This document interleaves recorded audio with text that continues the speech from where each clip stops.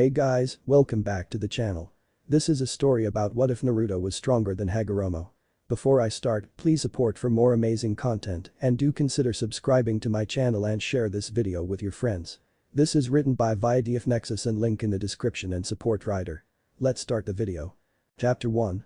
Prologue. How dare you do this to me? A cold and thunderous voice rang out across the destroyed clearing. I am your mother, I am a god. The voice belonged to a woman, not just any woman however. Her name is both feared and worshipped across the known world. It was revealed to be none other than Kagaya Otsutsuki. She was standing on the far side of the clearing a fair distance away from the two figures standing side by side. Mother. One said in a somber and subdued tone. I am sorry that it has come to this. He continued, the second figure staring at her intently across from him. Your power has brought you nothing but arrogance and corruption. He looked towards the person standing at his side, a slight nod was given to him. Begin the ritual, Homura.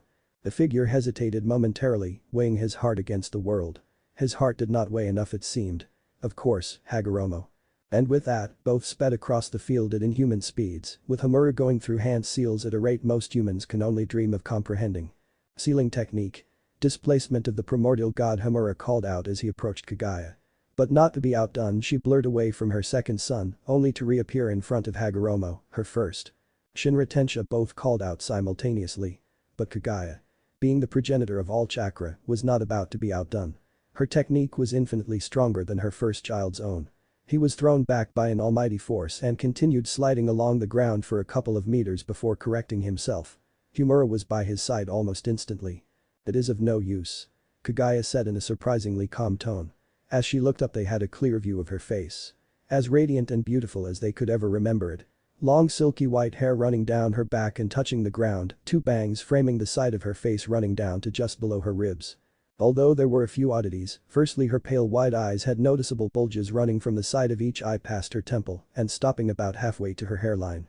Two distinct red markings above both eyes, a noticeable vertical slit between both. And perhaps strangest of all, two horn-like protrusions just above her hairline, strangely enough giving her a likeness to a rabbit. I have inherited the eyes you so cherish, mother. Hagoromo stated. Whether you have more power or not, we shall defeat you, for me and my brother fight for a higher purpose than you. He stated with conviction. We fight for those who cannot do so for themselves, the ones you have subjugated to your will, they fear you. You are no god. Kagaya's delicate features twisted in rage at his statement. You fool. She shouted, yet managed to retain her air of dignity, you have been trying to defeat me for years now, running just like a dog after every defeat. I to fight for a higher purpose than you may think, it might not be in yours, your brother's, or even the world's best interests. But it is in his. Hagoromo raised a single eyebrow. What could she possibly mean, he thought to himself. Hagoromo is a pale-skinned man with spiky, shoulder-length pale red hair. He also sported a short goatee. He has inherited the protrusions on his forehead from his mother. He had Rinnegan eyes and no eyebrows. He also had a red Rinnegan in the middle of his forehead, a circle representing yang in his right palm, and a dark-colored half-moon representing yin in his left. Brother. He shifted his eyes to Homura. What does she mean by that? He asked. Homura, like his brother, had pale skin and similar colorless wide eyes much like his mother's. Similarly, he had two protrusions on his forehead much like his brother, he also had the half-moon representing yin on his left palm. I do not know. Was the simple reply he received. Kagaya suddenly blurred out of sight from them both, and Homura knew pain. There standing over his haunched form was his mother with her fist buried in his gut. The laws of physics and momentum finally caught up with him as he was launched several meters back, leaving a deep trench in the ground. Hagoromo pointed a fist at his mother, and a grinding, metallic noise reverberated throughout the clearing. His fist now looked much like a cannon, with the barrel turning at a slow, menacing pace. The center of the cannon shone blue for a split second, before a beam of pure chakra erupted from the cannon and sped towards Kagaya, vaporizing all in its path of destruction. Only for the blast to simply pass through the goddess. His eyes widened in shock. And it was enough time for Kagaya to capitalize, she immediately appeared in front of him swinging for his neck with a glistening white sword made from her own bones. But thanks to his advanced eyes he barely managed to dodge in time. I tire of these games. Kagaya stated in a flat voice, she proceeded to open the eye situated on her forehead, a red Rinnegan eye with 9 tomo circling the pupil on 4 concentric rings. Should Hagoromo swore to himself. If I don't end this quickly she will start drawing on the Shinji's chakra. Whatever happened to you, mother? He tried, hoping to get a decent response from her, or at the very least buy some time. Off in the distance he could see his brother going through a long complex sequence of seals. It was by pure luck she decided not to use her Byakugan while she had her Rinnegan active. He would have smirked would it not have blown their chance. You were never like this, you were capable of love, not just for us, but for all existence. What made you this way? He pressed. She sent a glare his way screaming death and rage, a terrible feeling welled up in his stomach that he tried to ignore, awaiting his mother's response. You have no idea what it is like. She replied, causing him to lift his eyebrow. To be hated for doing what is right, to such an extent that your own offspring turn against you, the rage and misery that accompany that life cannot be explained in mere words. Hagoromo snarled, that is not what is right, mother. He yelled. You are forcing people into a life of servitude and fear. How can you expect anyone to accept that as a way of life? It is not what is right. Tell me, she replied. What is good and evil? Can you feel it? Smell it? Or even see it? If you cannot prove that something exists, then it does not. Her eyes were alight with fury and disappointment. Why can you not see that what I am doing is not evil, it is simply what must be done? But I do not expect you to understand, not anymore, but he will. Before Hagoromo could respond, she was sprinting forward at an incredible pace, her chakra spiked, and there was a multitude of chakra-enhanced bones flying towards him. Using his eyes he slowed his perception as much as possible and managed to dodge most of the projectiles, however one managed to hit him and dug deep into his side, narrowly missing his left lung. It is over, she said as she approached him with a bone sword in hand. She swung down, and he barely managed to dodge the attack. Narrowing her eyes she began to speak.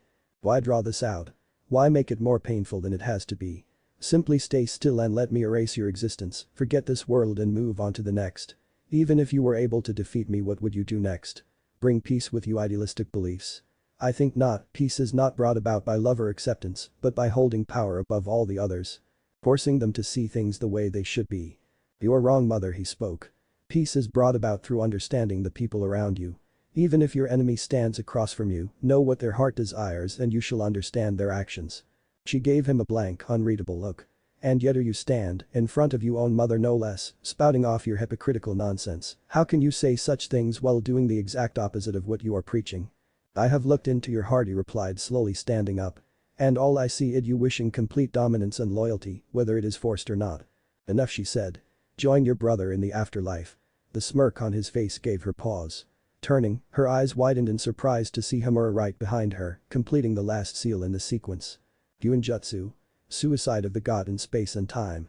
He shouted, and instantly kanji erupted from his body and ensnared both Kagaya and himself in a cocoon of highly complex seals and glyphs.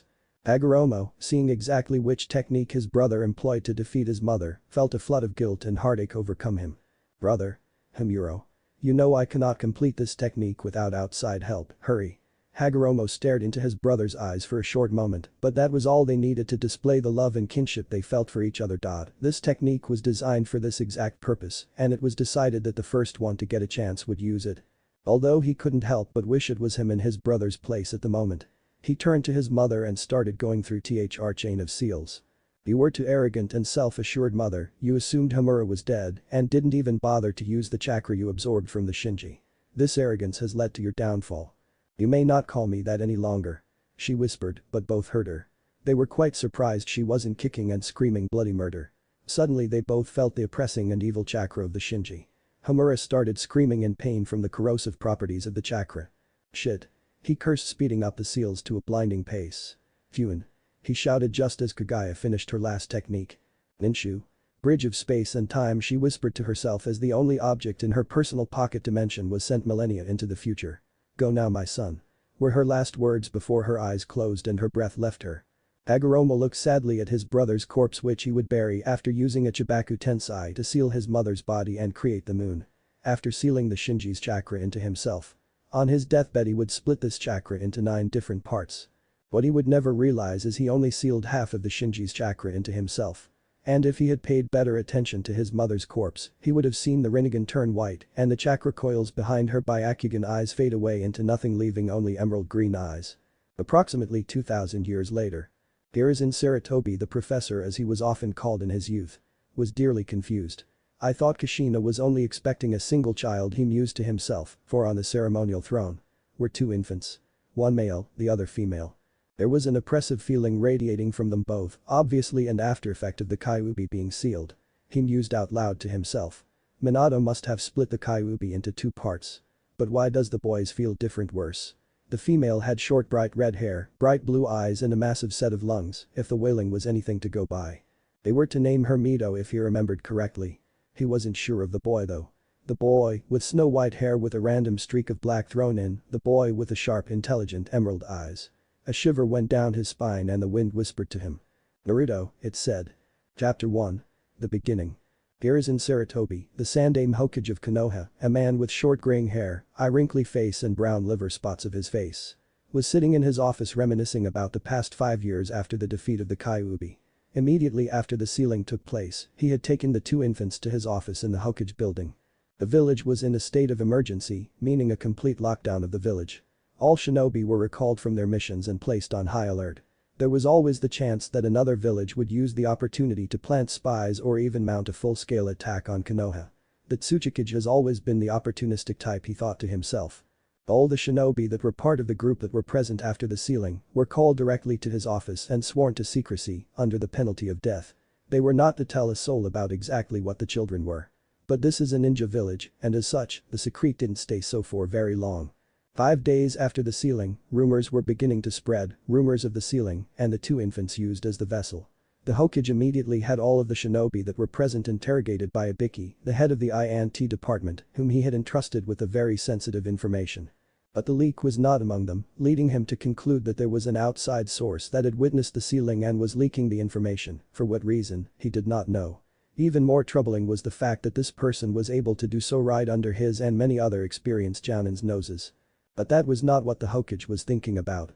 About 2 hours after the sealing took place, the female, Mito as she had been named, calmed down. The oppressive and hate-filled feeling disappeared. To anyone who didn't know, she was just a regular child. But the boy was another matter entirely. There was no excess chakra coming from the boy at all. He had one of the Hyugas in the know. Take a look at his chakra. And what they found was frightening. The boy's coils were already developed to what a 6-year-old should be. In all the medical knowledge they possessed, they knew that should be impossible. The girls, however, remained normal as a Jinchuriki could get, he supposed. While it was more active than any normal newborn, they were not larger than they should be. The seal can't be defective. He whispered to himself, Mito would be giving of the same feeling he does. He reasoned. He knew it wasn't chakra, as the Hyuga confirmed, the best way to describe it was instinct. A voice at the back of your head screaming at you, this child is dangerous.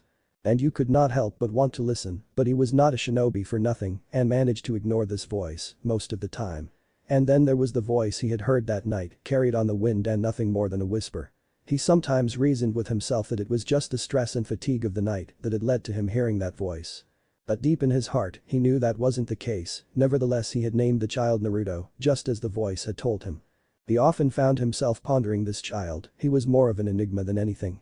His sister Mito had the brightest red hair and deep, shining blue eyes, with 3 whisker-like marks on each cheek. She was slightly short for her age, but otherwise healthy. While he had snow-white hair with 2 streaks of midnight black thrown in, it seemed the older he got, the more parts of his hair darkened. And perhaps strangest of all, a deep vertical crease in the middle of his forehead. He also had the deepest emerald green eyes that held an intelligence the Hokage knew should not be there. At least not in one so young. What am I to do with those 2? He said out loud. Orphanage. 12:30 p.m. Just another wasted day were the thoughts of one Uzumaki Naruto. He was sitting on his bed going through the very limited reading material he had. All the old and unwanted books the orphanage had were given to him. He knew he and his sister were treated differently to anyone else. There sitting across the room from himself was his sister, totally oblivious to all happenings around her. Not that there is anything happening. He snorted to himself. The noise drew her attention and she turned her head to him. What did you say, Ani-san? She asked in her sweet and childlike voice, the total opposite of his own speech patterns. He mostly spoke only when he had to, in short clipped tones, belaying the intelligence he held for one so young. While Mito, when prompted, would run her mouth 100 miles a second simply to get her point across. Just thinking. Was the response he gave her. Oh, she said, slightly crestfallen. Her brother was one of the only people to pay much attention to her, so she savored the few times in which they held a conversation for more than a couple of minutes. Of course, this has never stopped Mito from talking when she felt the need. Ani-san? She prodded. Yes, Mito, was her response. Don't you ever feel like people can be mean to us? I think that maybe there is something wrong with us, like the way they look at me and you. I get really scared when they look at me with those eyes. He raised an eyebrow, perhaps she wasn't as naive as he had thought. Seeing her eager face, he decided to humor her with a response. What brought this on, Mito? You have never said anything in the past. She turned her head slightly. I don't know, it's just the way people look at me. She lowered her head. Sometimes I think I did something wrong. And they were treated differently, they were isolated from the rest of the children. When they went out to play they were told to stay in their room, and once the children were done, they would be let outside and left there, only having the other for company. While Naruto never enjoyed the games children played, Mito seemed to thrive on them. And as such, when he was in the mood made it a point to play the games as best he could, if more for her sake than anything else. They were also made to eat in their room, and as Naruto often noted, the food while not disgusting or rotten was never exactly fresh, the bread, seemingly a few days old, and the fruits overripe never sat well with him. Why were they treated differently, he often wondered, but could never come up with a plausible explanation. He sighed. You did nothing wrong, Mito. He said, causing her to look into his eyes, tears brimming around the edges of her own. Then why? She shouted. Why do they look at us like we are monsters? Why won't they let us play with the other kids that live here? Why can't somebody just tell me they love me? Her voice started off strong but slowly died down, showing the sadness she felt. I do not know, Mito, was his simple reply. Seeing the pain and sadness in her eyes as she turned her head away broke his resolve. Mito, he started making her turn her lock eyes with him. I love you, he said after a moment's hesitation. Her eyes widened as she looked at her brother, and suddenly she launched herself across the room and enveloped her brother in the strongest hug she could, all the while crying and clinging to him for dear life. Not 10 minutes later she was asleep in his arms. A small smile graced her face. I do not know why they treat us like this, he whispered to her sleeping form. But I intend to find out. Next day. 10:30 a.m.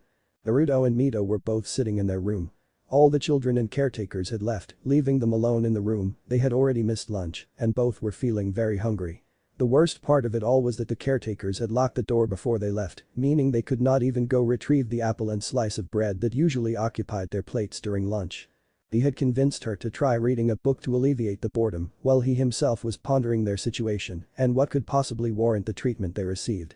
He was racking his brain for any sort of clues or information relating to them. He was close to something, he could feel it. But it seemed every time he reached out it simply disappeared again, much like how water runs through open fingers. If only there was some way to close those fingers, metaphorically speaking of course. Then a thought came to him, he remembered reading something about meditation.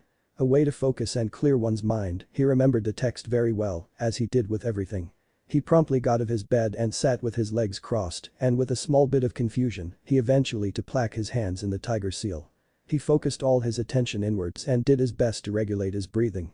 At first he tried to focus as hard on his thoughts as he possibly could, but something drew his thoughts away from that task. It felt like fire. No, that is not the word he would use to describe it. More like a compressed, tightly wound ball in his stomach that seemed to be fluctuating and trying to break out of its confines. He brought all his focus onto the task of unraveling this ball. At first it was very difficult, as it seemed to not want to cooperate with him, so he tried a different approach, relaxing and letting this ball do what it wants to, as it seemed to have a life of its own. It proved to be easier than before, and the ball started moving in all directions across his body. It felt amazing, he felt for the first time in his life truly free and happy. But there was a second more tightly compressed ball, and at the same time, larger, different. He did the same with this one and let it run through his body as it pleased. It was the most amazing thing he had ever experienced, he couldn't describe it, it was like. It felt like power, a female voice echoed through his head as darkness claimed him. With Mito. Ani-san, what are you doing?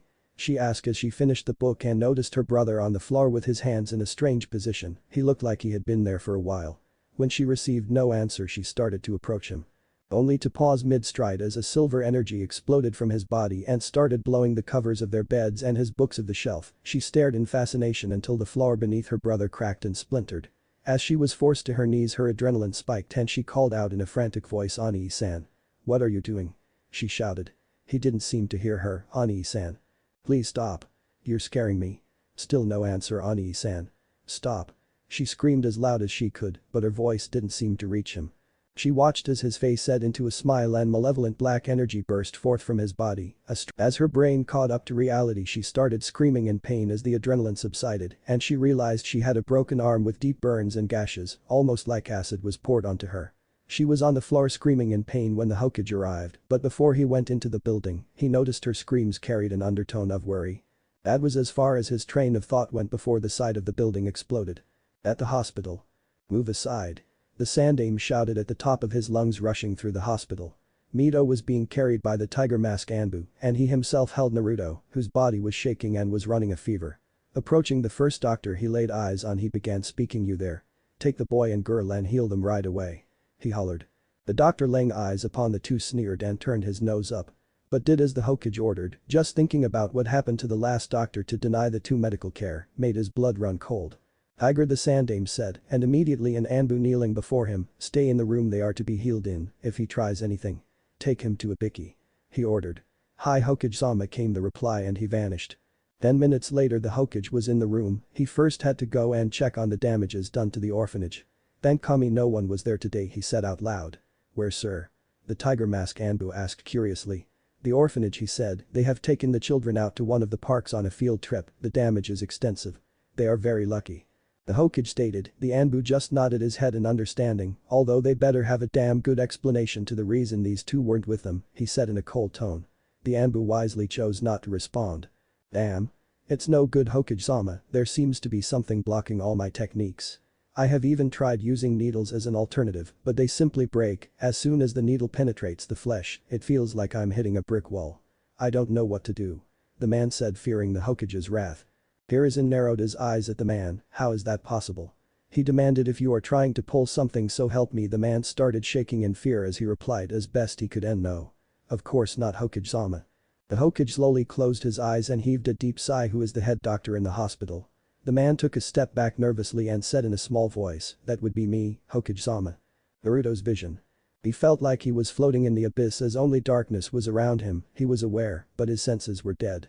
No sight, no smell and no feeling. As sensations started returning, he noticed he was in a clearing.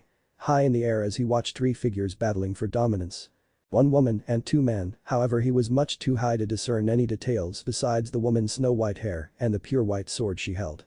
Energy seemed to coalesce around her before shooting off like a bullet towards his position. As the energy connected with him, there was no pain as he had suspected there to be. Only a sense of understanding and, strangely enough, love. A distinctly female voice whispered in his ear after this feeling passed, "Look Naruto, look at how they betrayed me. After all I did for them, can you see the resentment they hold?" "Yes." He barely managed to whisper as the voice spoke again. "I have given everything I have to you. You shall be the one to take my place. I have faith that you will do what needs to be done. Will you accept this task from me?" He didn't really know what was happening, but this voice felt familiar, as if he had heard it before. He felt he could trust it. He didn't know why, and he didn't know how. After a brief pause he asked, "What is this task you speak of?" There was no answer for a few seconds, until what felt like an eternity to him, it answered, "I cannot tell that to you now, but it is for the greater good of all. Do you accept?" There was a slight hesitation, but something inside him was at him screaming, he could not ignore it. "I do." "Excellent, as of today you have unlocked the first ability bound to you by my blood. Use it well, as there is still much to come." "Wait. Bound by blood? What do you mean? What ability do you speak of?" There was silence for a few seconds. The bones of a warrior are hardened through battle. He must take his own body and create what he needs, whether to protect what he wishes or destroy what he hates.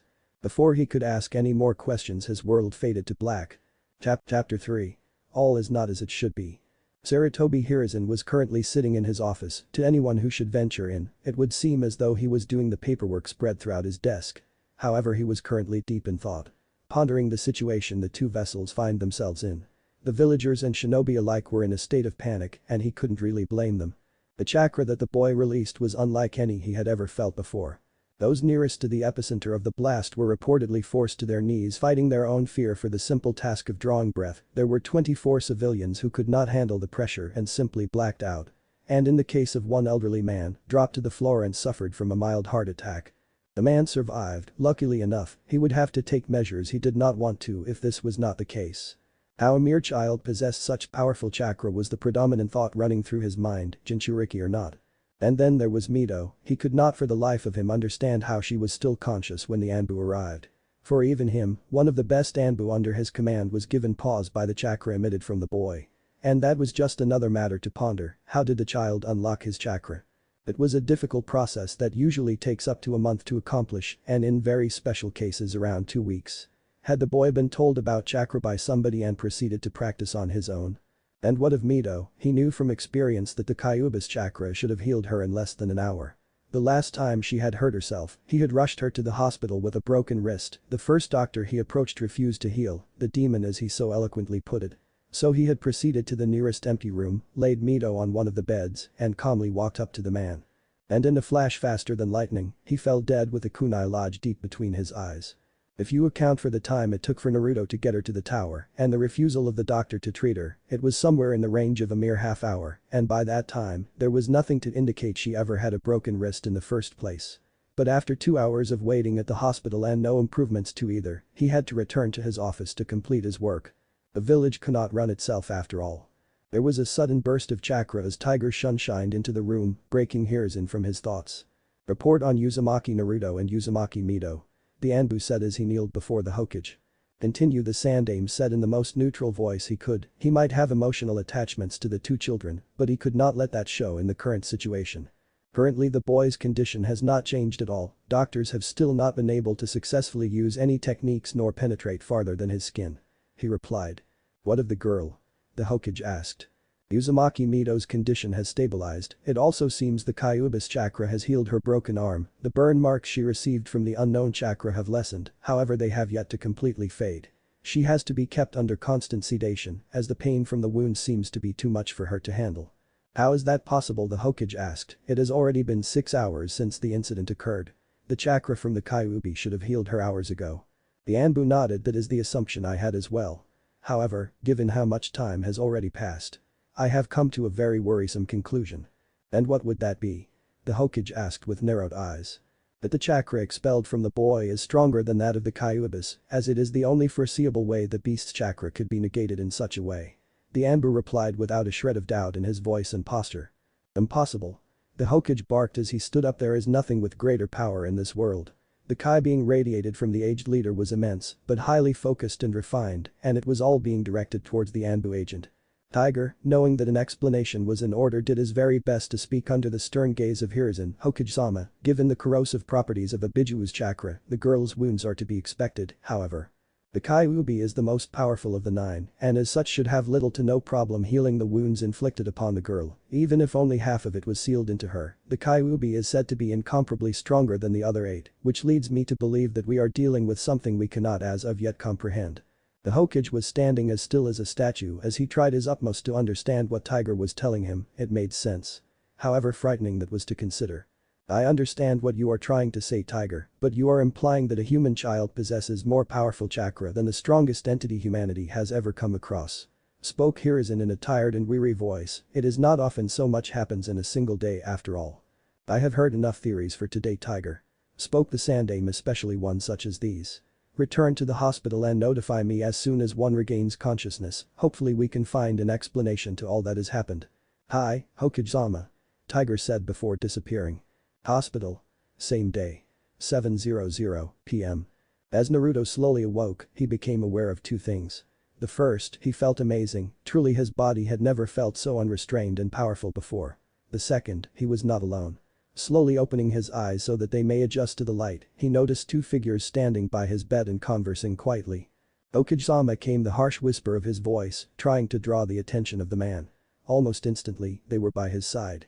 The Hokage had an expression of relief on his old wrinkly face. He could not see the other man's, as it was hidden by an animal-themed mask. Naruto-kun, he began slowly, giving the boy a chance to adjust before continuing. How are you feeling, my boy? What happened? He managed to choke out, even though he felt amazing, his body was very fatigued. Why and how, he didn't know. Do you not remember?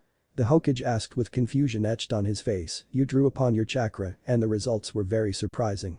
Now it was Naruto who was confused. Chakra? He asked. I am afraid I do not know what that is, Hokage-sama. He was quite sure he had heard the term being used before, but he had no clue as to what it could possibly mean.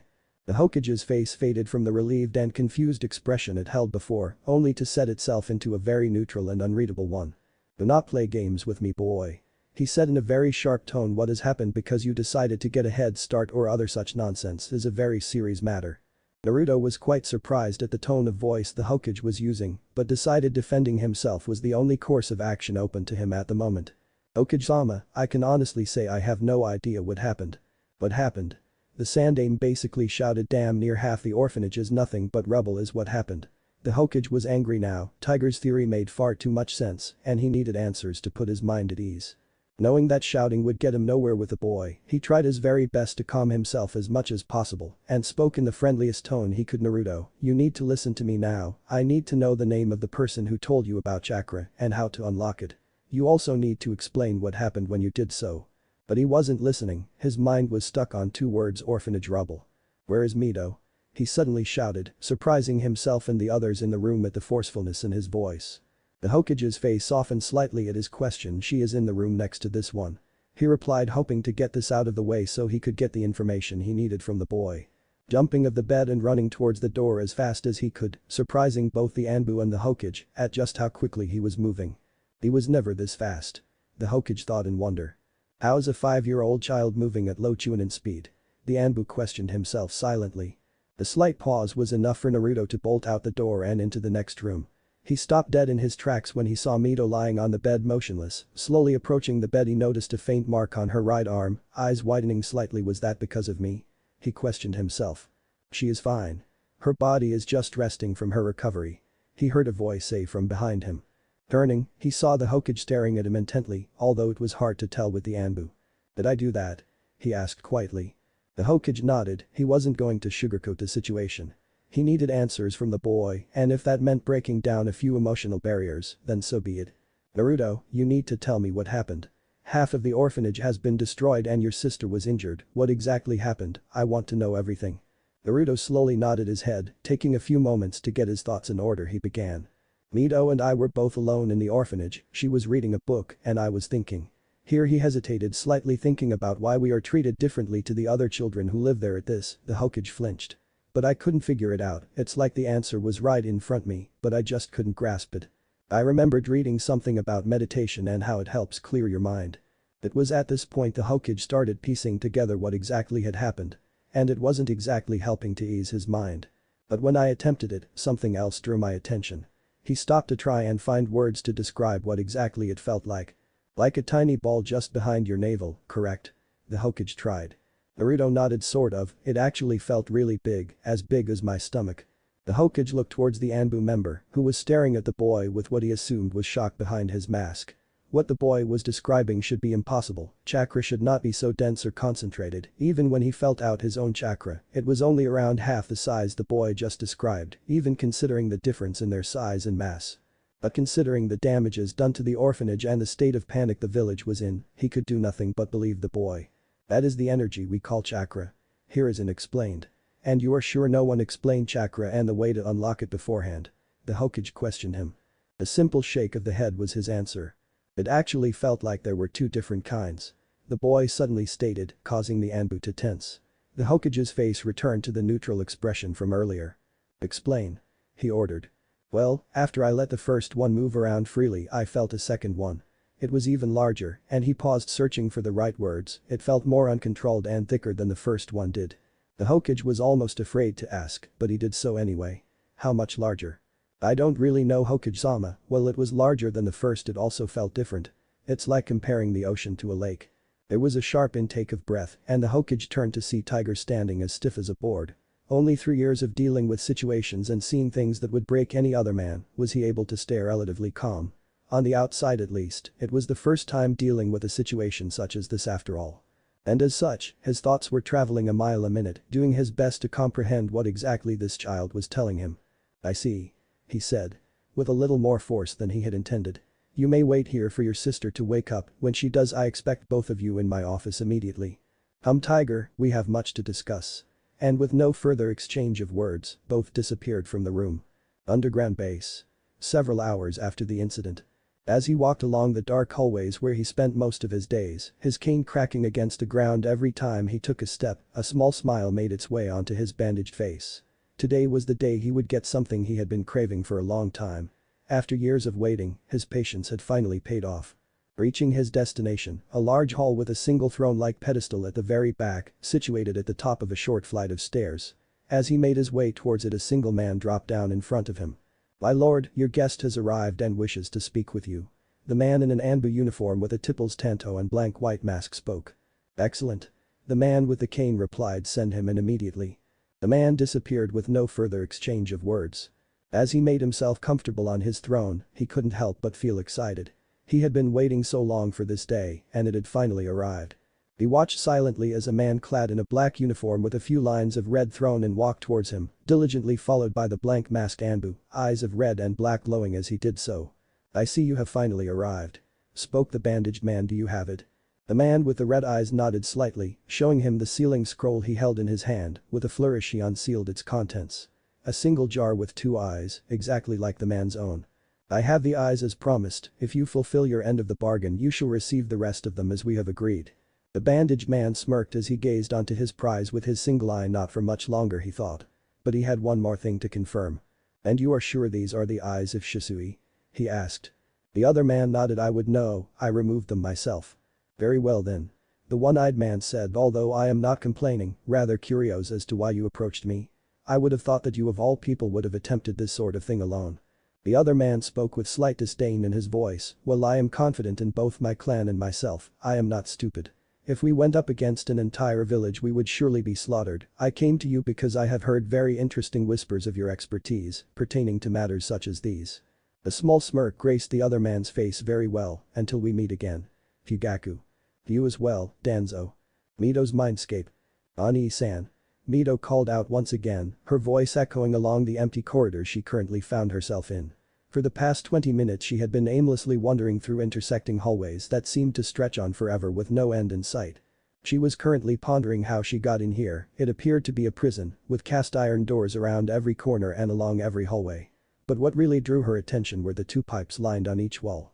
The first was very large and seemed to be leaking a red acidic-like liquid.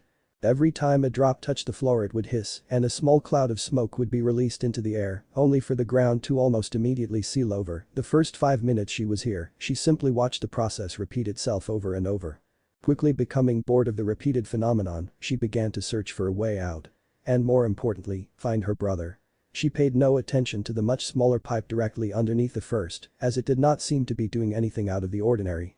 She was quickly becoming bored of the endless walking, with no exit in sight and no idea where Naruto could possibly be. She slumped against one of the walls, slowly sliding down to a sitting position. The last thing she could remember was her brother radiating that powerful and frightening energy. She could recall how scared she was at that moment. But at the time that was just an insignificant thought at the very back of her mind, telling her to run while she still had the chance to get away from the overpowering energy being released by her brother. But her mind was overcome with the concern she had for him. If she had felt the way she did, she didn't want to think what it was like right in the middle of it all. But thinking of the smile that had made its way onto his face truly put her on edge. It was almost like he was enjoying it. But that couldn't be the case, could it? The energy and the feelings that had accompanied it were terrifying. All she had wanted to do was latch on to her brother and beg him to stop, but she was unable to at the time. She had been rooted to the spot in fear and the instinctual desire to flee.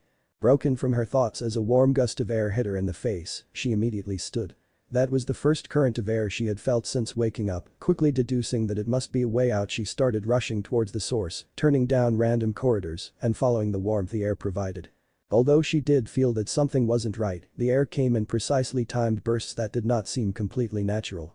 Turning another corner she saw a bright light at the very end. Smirking as she thought she had found a way out, she picked up as much speed as she could. Only to come to a grinding halt as a feeling of pure evil and terror washed over her. In front of her stood massive bars, stretching farther up than her eyesight allowed her to see. Each bar seemed to be as thick as a fully grown man, and right in the middle of it all was a single slip of paper with a kanji seal on it. As she was staring, completely transfixed by the scale of such a thing, 2 blood-red eyes slowly opened behind their cage.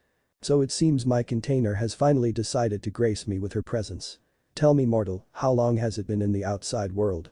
Mito could only stand there in shock as she gazed into the eyes of the terrifying beast, unmoving and unable to form a coherent sentence as her mind drew a blank. "Speak, mortal. For you are trying my patience," the beast spoke in an agitated voice. As it did so, light seemed to flood in from behind it, allowing Mito to see the head of a fox and 9 tails flickering behind it, each one thicker and more intimidating than the bars that bound it. What are you?" was the only thing she could say at the moment. The beast's eyes narrowed as she asked the question, almost expecting it to lunge and tear her apart. So she was genuinely surprised when it answered. "I am the strongest of the 9 Bijuu," it said in a loud and booming voice, purveying the sheer size and magnitude of the entity, the one you humans saw fit to call the 9 tails. Mito's eyes widened at the implications, and she took a step back in fear. If this was truly the 9 tails, why was it here? Wherever here is. She decided to ask just that. Why are you here? The Why Yondaime Hokage killed you 5 years ago. So it has been 5 years, he beast said under its breath, but to her, it might as well have shouted for all the difference it made. As it turned its attention back to Mito, there was a glint in its eye. Very well, mortal, since I have nothing else to do and no way out of this cage, I shall tell you about that night. And perhaps we can even come to some sort of agreement. At this, its face twisted into an ugly mockery of a smile, a truly evil and terrifying sight to behold. Dost know this, all is not as it should be. Hospital. Soon after Hiruzen left. Naruto had been patiently waiting for his sister to regain consciousness, resting his head next to her on the bed, whispering silent apologies. It had only been a couple of minutes since the Hokage had left him with her. I did not think you would be so close to her. A voice suddenly rang out directly behind him. He jumped, quickly spinning around to assess the threat the person who spoke posed to his welfare. Only to be given pause, for standing directly in front of him was the strangest man he had ever seen. He was garbed in a pitch-black cloak with what seemed to be a plant growing out of either side of his neck, stopping just past the top of his head, and green-colored hair. But the strangest thing was the man had 2 very distinct colors of skin, splitting his body perfectly in half, one side pitch black and the other a pure white. My, so jumpy, he spoke with 2 very distinct tones of voice. Who the hell are you? Naruto spoke with fear in his voice. This man could have easily killed him if he so wished. Me? Well, I suppose you could say I am a close family friend, he said with a smile on his face. The only family I have is Mito, Naruto responded with an edge to his voice. The man looked confused. She did not tell you? I suppose it does not truly matter. But still, I wonder why. Who are you? Naruto asked with much more force and venom in his voice this time. Who, me? The plant man answered innocently, you can just call me Zetsu. He stated. What do you mean by family friend? Naruto asked. You shall find out later, when she deems you ready. Spoke Zetsu. Who is it you are talking about? Said Naruto, narrowing his eyes. An amused smile spread across Zetsu's face, just imagining what Naruto's own would look like after his next statement. Why, the woman who spoke to you after your little episode, of course. He was not disappointed, the look of shock that spread across his face was priceless. How do you know about that? Naruto shouted, I haven't told anybody anything about that. How I know does not matter. If she chose not to tell you, then it is not my place, but I am her will that has been given life. And you are the one who will bring her dreams to fruition. Before Naruto could reply or ask any more questions, the man threw a scroll at him before sinking into the ground, leaving behind no evidence that he had ever been there. Glancing down, he saw the single word that was printed on the very front of said scroll. Shikatsu. Chapter 4. Beginnings of a Legend. It was a peaceful day in the village of Konoha for most of its citizens, simply going about their day in peace. The market was bustling with activity and the laughter of people, buying and selling their goods. It was just a normal day. That is until a blur came racing through the streets, kicking up dust and blowing items of their stalls, too fast for any civilian eye to catch. Loud cries of anger and indignation followed in its wake, as well as curses from the owners of the stores, whose items had been damaged or broken from the fierce winds. But before anyone could even fully recover from their surprise, the winds died down and the blur disappeared behind a corner further down the street. He continued running even after the shouts and curses had long been lost to the fierce winds that roared behind him in his wake. He could not stop now, not when he had an armful of stolen produce. It would not do to give the villagers even more reason to hate the demon. Turning the final corner and shooting up the flights of stairs, taking them in threes. He finally reached his destination, a small rundown apartment with the paint peeling and the walls cracked, but that mattered little to him. The only thing that did matter was what was waiting inside for him, or rather who. Taking a deep breath from the experience he had accumulated over the years, he slowly turned the handle of the door. A red blur shot towards him as fast as it could possibly move, and once again Mito had latched firmly onto him. This was a daily occurrence, it didn't matter how long he had been gone, she was always there to greet him like this, and it made him feel happy. Ani-san. Came her cry of happiness. Where did you go this time? Why did you take so long? Did you get the food? Did anybody see you? The questions were shouted so quickly and with such urgency it left her slightly out of breath. Calm down, Mito, he said soothingly. I had to go further into the market today than I usually do. The Sandames had ninja patrolling the areas I usually visit. Do not worry though, nobody saw me. She looked at him with a face full of relief and happiness before it changed into one of hope and desperation. Before she could even ask the question he knew she would, he answered it. Do not worry, Mito. He said with the faintest of smirks on his face, I have the ramen. She immediately brightened up and sent him a smile bright enough to light the entire village. Arigato, Ani-san. Mito, we have much to do today, you can eat when we are finished. He stated calmly. Her face fell slightly before she straightened up and put a small smile on her face once again. "Hi, Gigi wanted to see us, right?" she said happily. His face set itself into a small frown as he thought of his relationship with the Hokage. It had been strenuous for the past 3 years, ever since the incident with his chakra. That is also the reason they now lived alone in a one-bedroom apartment. The orphanage refused to allow them to return, and both were now stuck living in this dump.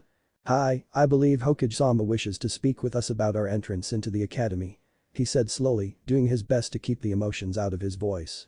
Her eyes immediately lit up with excitement and wonder. "Gosh," she cried happily, "I'm going to be the best ninja ever. And then I'm going to become the best Hokage ever, Databao." He gave a small smile at her enthusiasm, hiding his own excitement at the thought of furthering his own skills. "I know you will, Mito," he thought to himself, "I know you will." Hokage's office. The Sandaime was sitting in his office enjoying the pleasures of tobacco. It was a slow day in the office, and therefore the paperwork was minimal. He looked towards the pile on the corner of his desk that had been stamped complete with a small smirk. Yes, today was a good day. The frown slowly made its way onto his face as he thought about the visitors he was expecting. They would not be happy with the news he had for them. A knock on the door drew his attention away from those thoughts. The chakra was unmistakable. "Speak of the devil," he murmured before clearing his throat. "Enter," he commanded. The door opened, revealing both Mito and Naruto. Mito was short for her age with blood-red hair that went down to her lower back and sparkling violet eyes. Her bangs were slightly parted with a clip to keep her hair out of her face. She was dressed in baggy black pants that stopped at her ankles with dark blue sandals on her feet. She had 3 distinct whisker-like marks on her face. She wore a red shirt a few shades darker than her hair with a dark orange jacket. Naruto looked the opposite, however, preferring darker or neutral colors. He had on a pair of dark gray pants that went down to his ankles with black sandals on his feet. He wore a black shirt which showed of the impressive muscle he had for an 8-year-old, and over his shirt, he wore a very dark red jacket that was almost black in color. His hair had also been grown out. 2 pitch black bangs framed his face, almost going down to his chin, while the rest was a pure white resembling freshly fallen snow. It had been grown out to just below the boy's shoulder blades. The Hokage had always found himself in slight wonderment at the contrast of the 2 colors. But now was not the time. After both gave a small bow, Naruto forced Mito to do so as she seemed too excited to remember the courtesy. He spoke. "Hokage-sama, Mito and I are here on your request. What is it you wish to speak to us about?" The Hokage hid the frown that threatened to appear on his face by interlocking his finger directly in front of his mouth. "He is already so distant, this will simply push him further away, but it is the only option I have," he thought to himself. "Yes, Naruto-kun, as you both know, the academy starts next week Monday. But unfortunately I have some rather upsetting news." Mito looked at the Hokage with confusion etched onto her face. Naruto seemed to have a perfectly emotionless visage in place, but the Hokage did not miss the almost imperceptible narrowing of the boy's eyes. "We will not be allowed entrance." It was not a question. "Unfortunately, Naruto-kun, it is only you who has been barred from the academy. After your incident 3 years ago, the council has seen it prudent to keep their children out of harm's way in the case something like that had to happen again." "What?" Mito shouted, completely outraged at what the old man was saying. "You can't do this to Naruto-kun, Gigi. It's just not fair." "What am?" Naruto cut her off before she could finish her sentence. His voice was laced with anger which he refused to show on his face. The Hokage had never seen Mito shrink into herself the way she did when admonished by her brother. He put those thoughts at the back of his mind as he shifted his eyes to regard the white-haired boy once again. "Hokage-sama," he said with as much control as he possibly could, "I do not understand the reasons behind this decision. How is it that Mito will be allowed attendance while I am cast aside? To the best of my knowledge, Konoha is a dictatorship, with the Hokage having the final say in all military-related issues." The Hokage withheld a deep sigh from escaping his throat as he steeled himself for the explanation to come. "Naruto-kun," he started slowly, "the problem lies in the fact that this is not a military-related matter, not entirely anyway.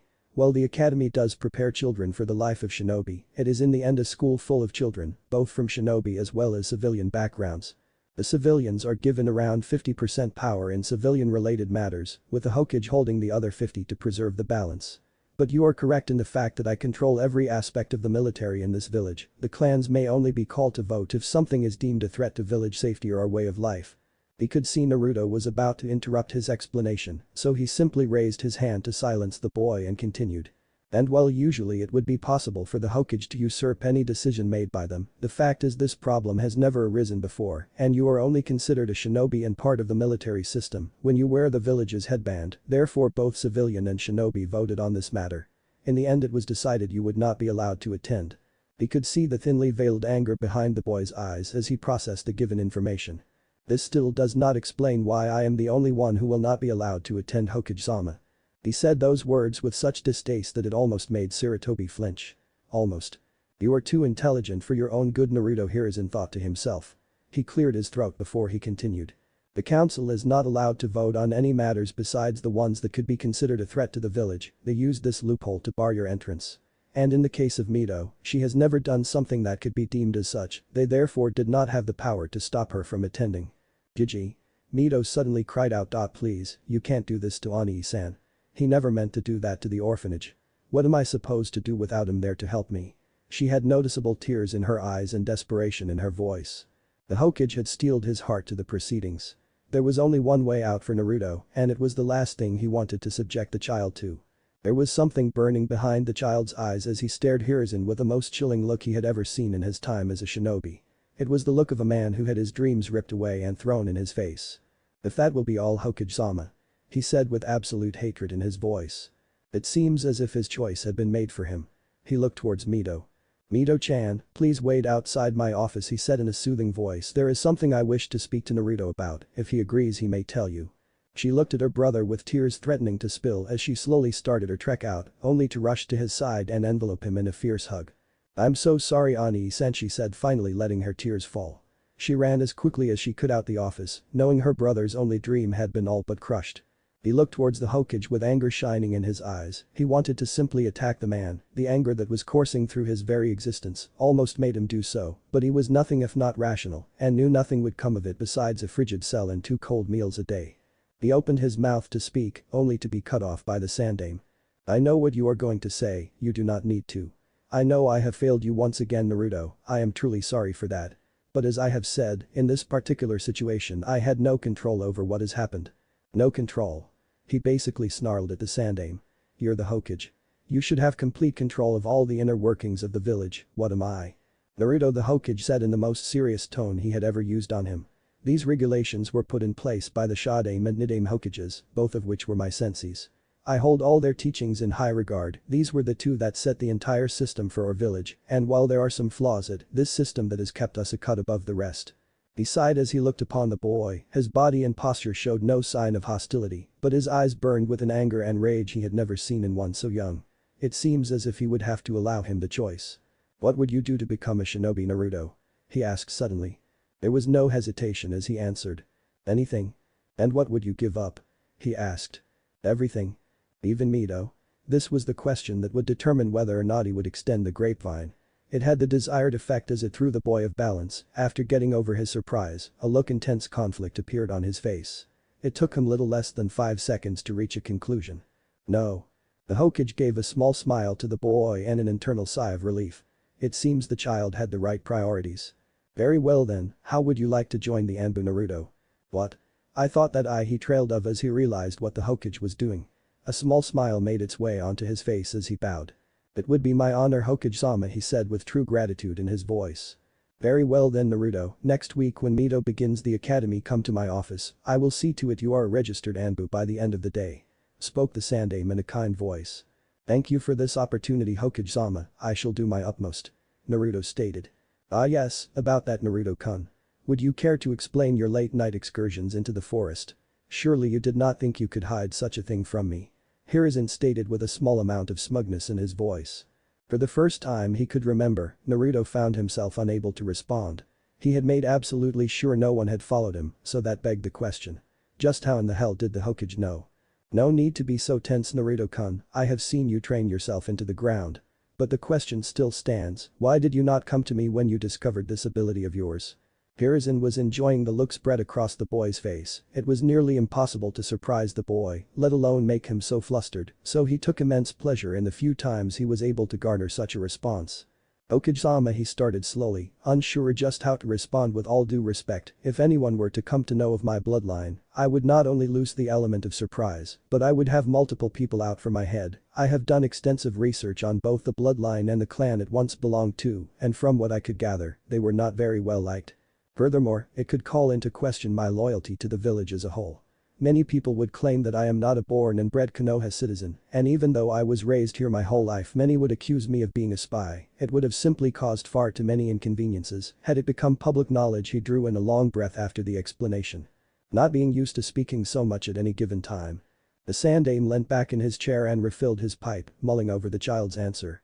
Well, from the boy's point of view it made sense, as the Hokage he could not let matters like this slide, such a thing was far too important to the village to be kept a secret.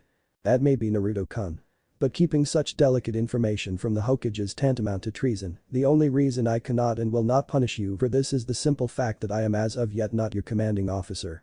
I do however urge you in future not to keep this sort of thing quiet. Understood? He started off lightly but the statement at the end was said with the power and force of the village leader.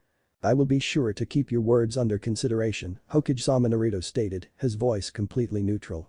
Hiruzen wasn't completely sated, especially by the boy's vague answer. But nonetheless he waved his hand in dismissal. With Mito. She was depressed, there were no other words or phrases that could describe her current emotional turmoil. On one hand, her brother was not going to be a ninja, she couldn't fathom being without him for hours each day, and moreover, his one and only dream had been shattered. She wanted to be a ninja alongside her brother, she just knew they would be the best ninja ever. Suddenly, her head shot up and her tears stopped falling. That's an amazing idea. She shouted as she stood up.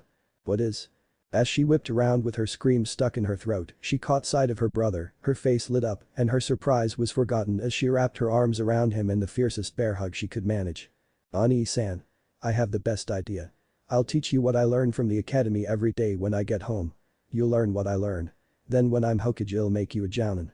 He stared at her in slight surprise for the first few seconds after her announcement, watching as her self-satisfied grin stretched further and further.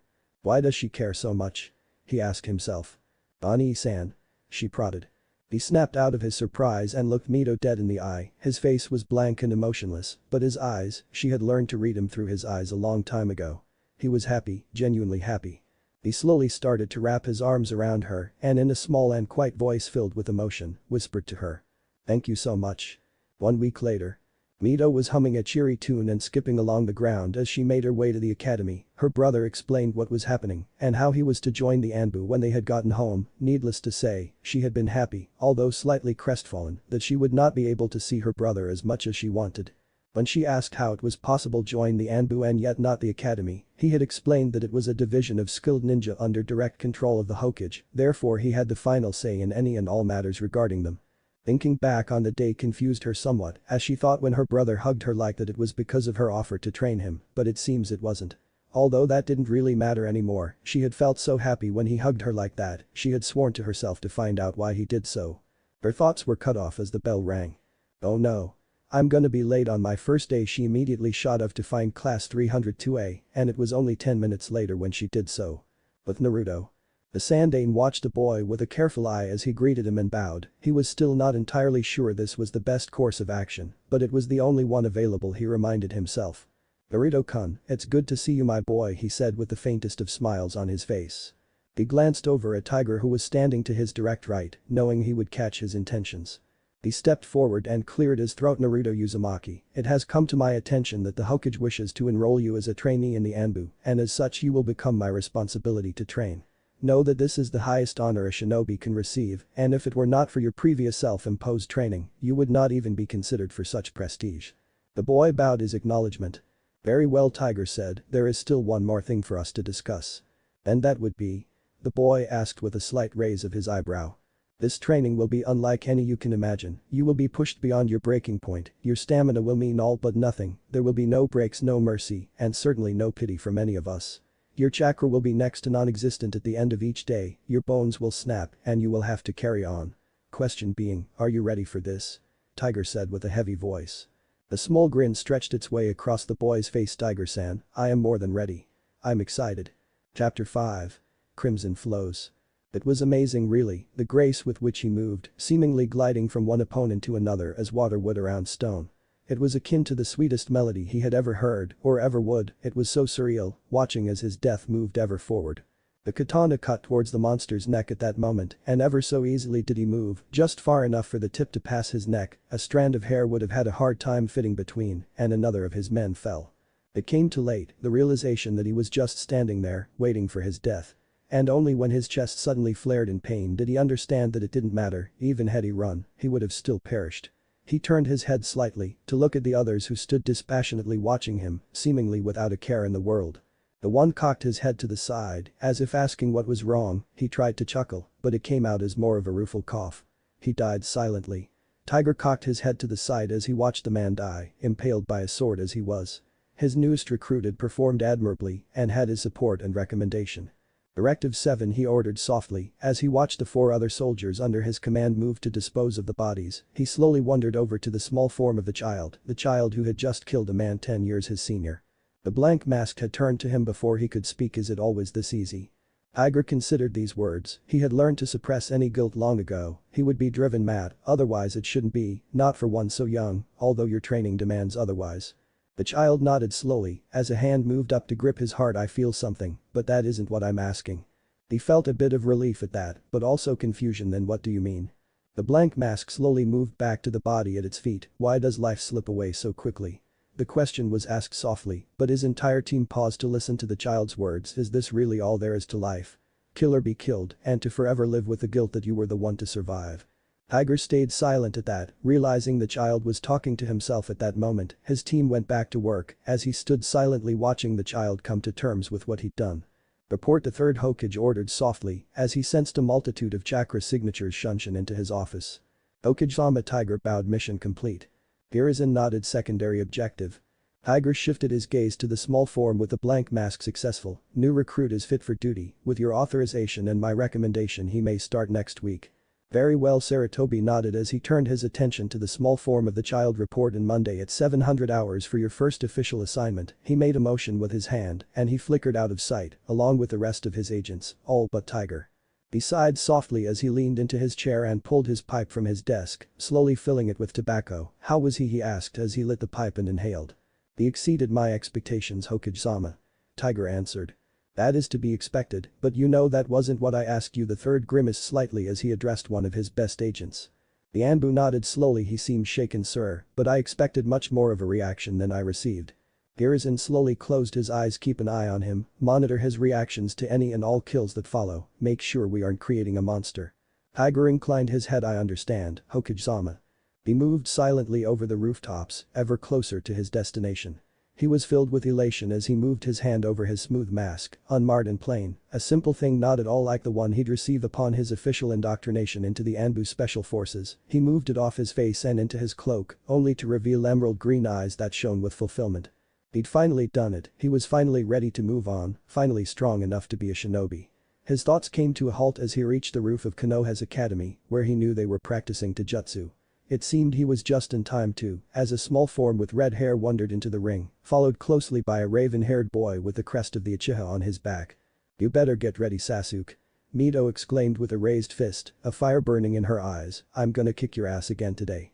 The raven-haired youth scoffed as he moved into his family's fighting stance. Please, Uzumaki, as if you could. A cocky smirk made its way onto his face as he gauged her reaction. Even with his words, he knew not to underestimate her. Mito surged forward, fist raised and ready to unleash a devastating punch. That's not what you were saying last week when your face was buried in the dirt. She threw the punch.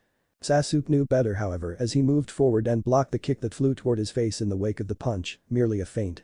The jab he sent in retaliation cleft her left shoulder, but before he could capitalize her hands had moved up to grab his wrist as she turned and used the momentum to flip him over her shoulder. He landed on his feet at a very uncomfortable angle, nearly horizontal to the ground. He saw her smirk as she twisted. He refused to cry out from the pain as his wrist bent unnaturally, and in a feat of incredible strength and dexterity, he pulled himself towards her, ignoring her look of surprise and the flare of pain it brought him as he curled his body and sent his knee toward her face. It connected, but not as solidly as he would have liked. Instead of the satisfying crunch of a broken nose, he heard a small grunt as his knee impacted her chin. She released him swiftly and moved back with the blow, trying to reduce the damage by moving with the momentum of his hit.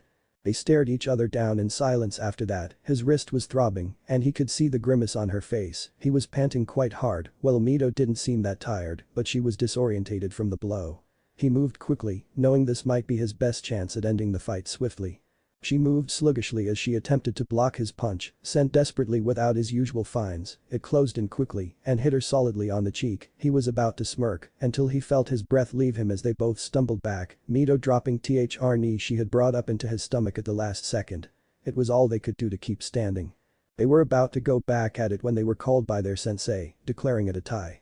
Iruka shook his head as he watched his two best students practically tear into the other. He knew they respected one another, both being at the top of the class. One would hold the spot for a week or two before the other would take their place. He winced slightly as Sasuke buried his fist in the girl's face, and her knee sank deeper than looked comfortable into his diaphragm. "That's enough," he called out just as they were about to get back into it. "It's a tie." Sasuke looked put out and Mito pouted, but both moved towards him as he smiled. "Well done, the both of you did very well, but can you tell me what you did wrong?"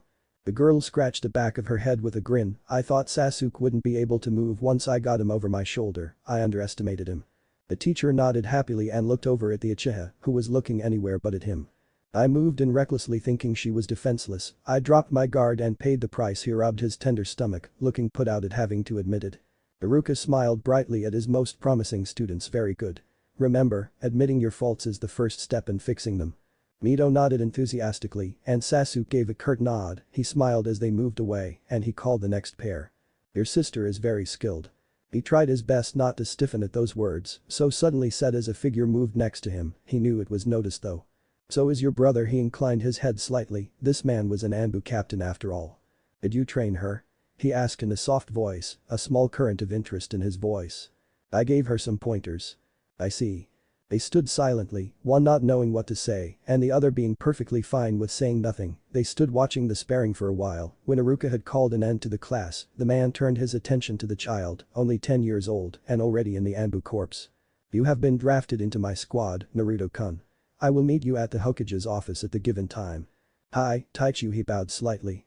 But that, Uchiha Itachi, recognized as one of the strongest shinobi in the village, disappeared with barely a flicker of movement.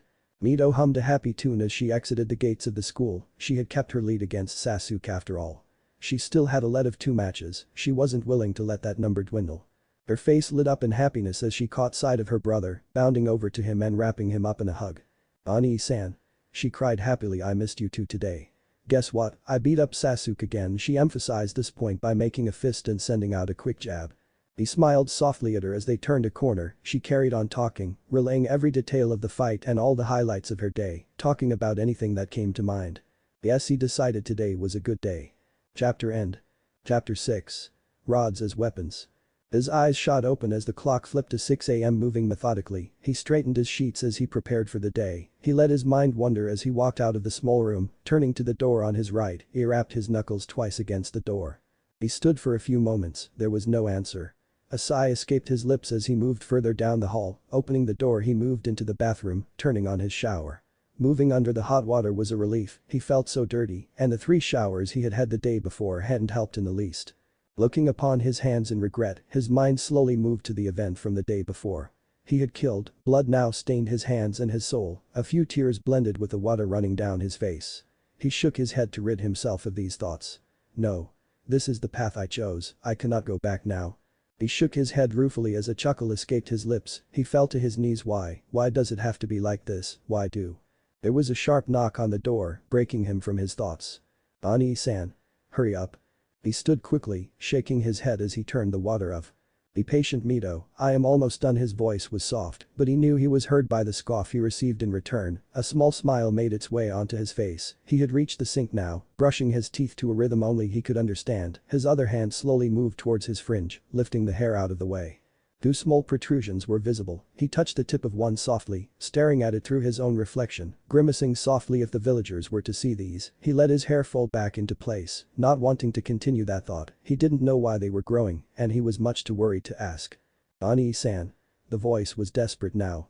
Hi, he spoke as he let his hair cover the bumps once again. He'd only just opened the door when he was pushed out into the hall, and the door slammed in his face. It seemed she really was desperate. Not 10 minutes later he had a simple breakfast with rice and fish sitting in front of him, the other waiting for his sister, who slowly strolled into the dining area, dressed casually and still drying her hair. Morning Nai-san, her words came sleepily, she had yet to fully wake. He wanted to shake his head at that. Ninja were supposed to be able to move from sleep to conciseness in an instant. He knew however, that she had not been trained for that yet. Good morning Mito, he replied as she flopped into her chair and broke her chopsticks, ready to dig in, until a spoon smacked her right in the middle of her forehead. "Ai Tai," she moaned pitifully, giving her brother a pout. "Manners," he spoke insistently. She groaned but clapped her hands together. "Itadakimasu," Mito cried before diving into the food. He shook his head honestly. "She would be lost without me, figuratively and literally. She had the worst sense of direction he'd ever seen." But the simple affair of breakfast over, and after he'd forced Mito to do the dishes. He moved towards the door with wallet in hand. "Ani-san. Where you going?" She was staring at him speculatively, almost as if accusing him of something. He sighed. "Mito, I need to acquire high-grade weaponry. I have been commissioned a check from the Hokage to make these purchases." Her eyes lit up at his explanation, and a shiver ran down his spine. "How much can you spend?" she asked with a gleam in her eye. "As much as I need," he said hesitantly. Her face lit up with enough energy to power Konoha and its neighboring towns. "Then you're buying me new clothes." He wasn't able to respond as he was dragged out the door by a vice grip around his wrist. Meeting place, unknown location. His foot tapped the ground expectantly. He was irritated and moody, with better things to do with his time. Although the meeting was about a very important subject, it was a simple status update. Surely this could have waited, and the least his contact could have done was arrive on time. The tapping of a cane against stone let him know his company had arrived. He stood as the door opened, knowing he was once again going to have to play politics. "Danzo-san, it is good to see you have made it." Danzo moved to the other end of the table, far too slowly in his opinion. "And it is good to be here, Fugaku," the man spoke evenly as he sat, not an ounce of inflection present in his voice. "Now then, I am to understand you had some important matters to discuss with me." Fugaku spoke with a small amount of disdain, letting his business partner know just how much he appreciated being kept waiting. "Indeed, everything is moving along smoothly, no problems have arisen, and I expect it to stay that way." "What of your end, Fugaku?" The man grunted at that, obviously pleased with his words. "The clan is prepared, no objections, we may proceed." "Excellent," Danzo remarked. "What of Itachi?" Fugaku would have cringed if it wouldn't make him look weak. He loved his son, truly he did. But he had betrayed the clan. The Hokage's informant is being fed false information. He believes the clan will only be ready to move in a year, giving the old man hope that peace may still be bargained for. Danzo nodded his head. "Very well, we mobilize in 2 months." Fugaku shot to his feet. "What? 2 months? Surely you jest." The bandaged man smiled mockingly at him. "Don't forget, Fugaku, you came to me, believing me to be your best chance at victory. And while I support you now, if you were to back out of the agreement, the Hokage might just find a very incriminating piece of evidence on his desk in the very near future." The old man gave him an oily smile. Fugaku had to take a few deep breaths after hearing this, knowing he was backed into a corner. He slowly sat, nodding his head slightly. "We will be ready." Danzo leaned forward, his face expressionless. "Once more, make sure that you are." "But Naruto." "And that's why I needed 3 smoke bombs, a goldfish and a jar of peanut butter," Mito exclaimed. "The thought process she possesses truly frightens me." He decided not to comment on this though, seeing her self-satisfied grin made him realize nothing he could say would get through to her. "You do realize," he began slowly, "that all costs incurred will be forwarded to me once I have been paid." Mito smiled again. "All the more reason to spend it. I need new clothes anyway, my old ones are kinda falling apart." She rubbed the back of her head sheepishly, knowing it was true, and he could only thank the heavens that she wasn't like other girls in their seemingly rabid need to be in possession of the newest styles. "Very well, we may as well purchase a set of kunai and shuriken." "Really?" Her eyes sparkled as he nodded. "You're the best, Ani-san." They had reached the weapons shop at this point. He strode in calmly while Mito bounded in as quickly as possible, moving up to look at the many different types of weapons. He marveled at the sheer scale of the store. With every sweep of his eyes his from became more obvious. This was an expensive place. A rough hand landed on his shoulder. Of course he had known it was coming, but having deduced the owner was no threat, decided to hold off on removing it. "Oh, you there, son, you come looking for some kunai?" The man had a jovial tone about his voice, and he could see the shock in his face as he turned towards him. He was surprised, however, when he received a smile once the shock had faded. He was an average-looking man, nothing remarkable in any way, someone who could blend in any crowd, with brown hair thrown into a messy hairstyle, brown eyes that sparkled with childish delight. The man was the epitome of normal, but not forgettable. "So then, what can I get for you, Gaki?" The man's deep but playful voice brought him back to reality, deeming him no threat to his or Mito's safety. He answered. "I have come to acquire the basic stock of weaponry, class 4." The man stared at him in shock. "You're really a shinobi?" He asked with a hint of doubt. Naruto's response was to simply hand the man the check from the Hokage. The poor man's eyes seemed as if they'd pop out of his head.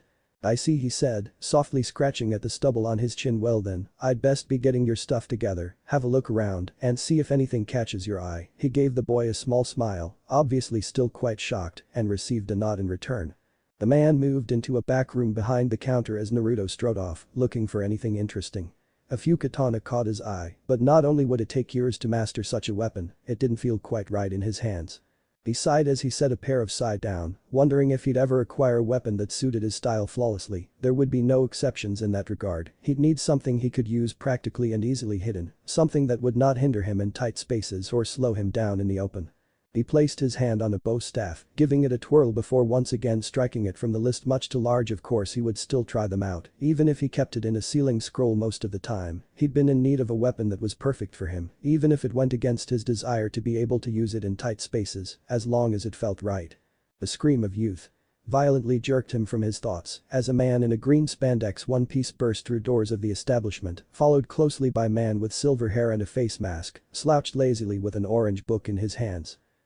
Calm down, you're scaring the children." The man languidly motioned towards the spot where he stood, staring wide-eyed at this shinobi.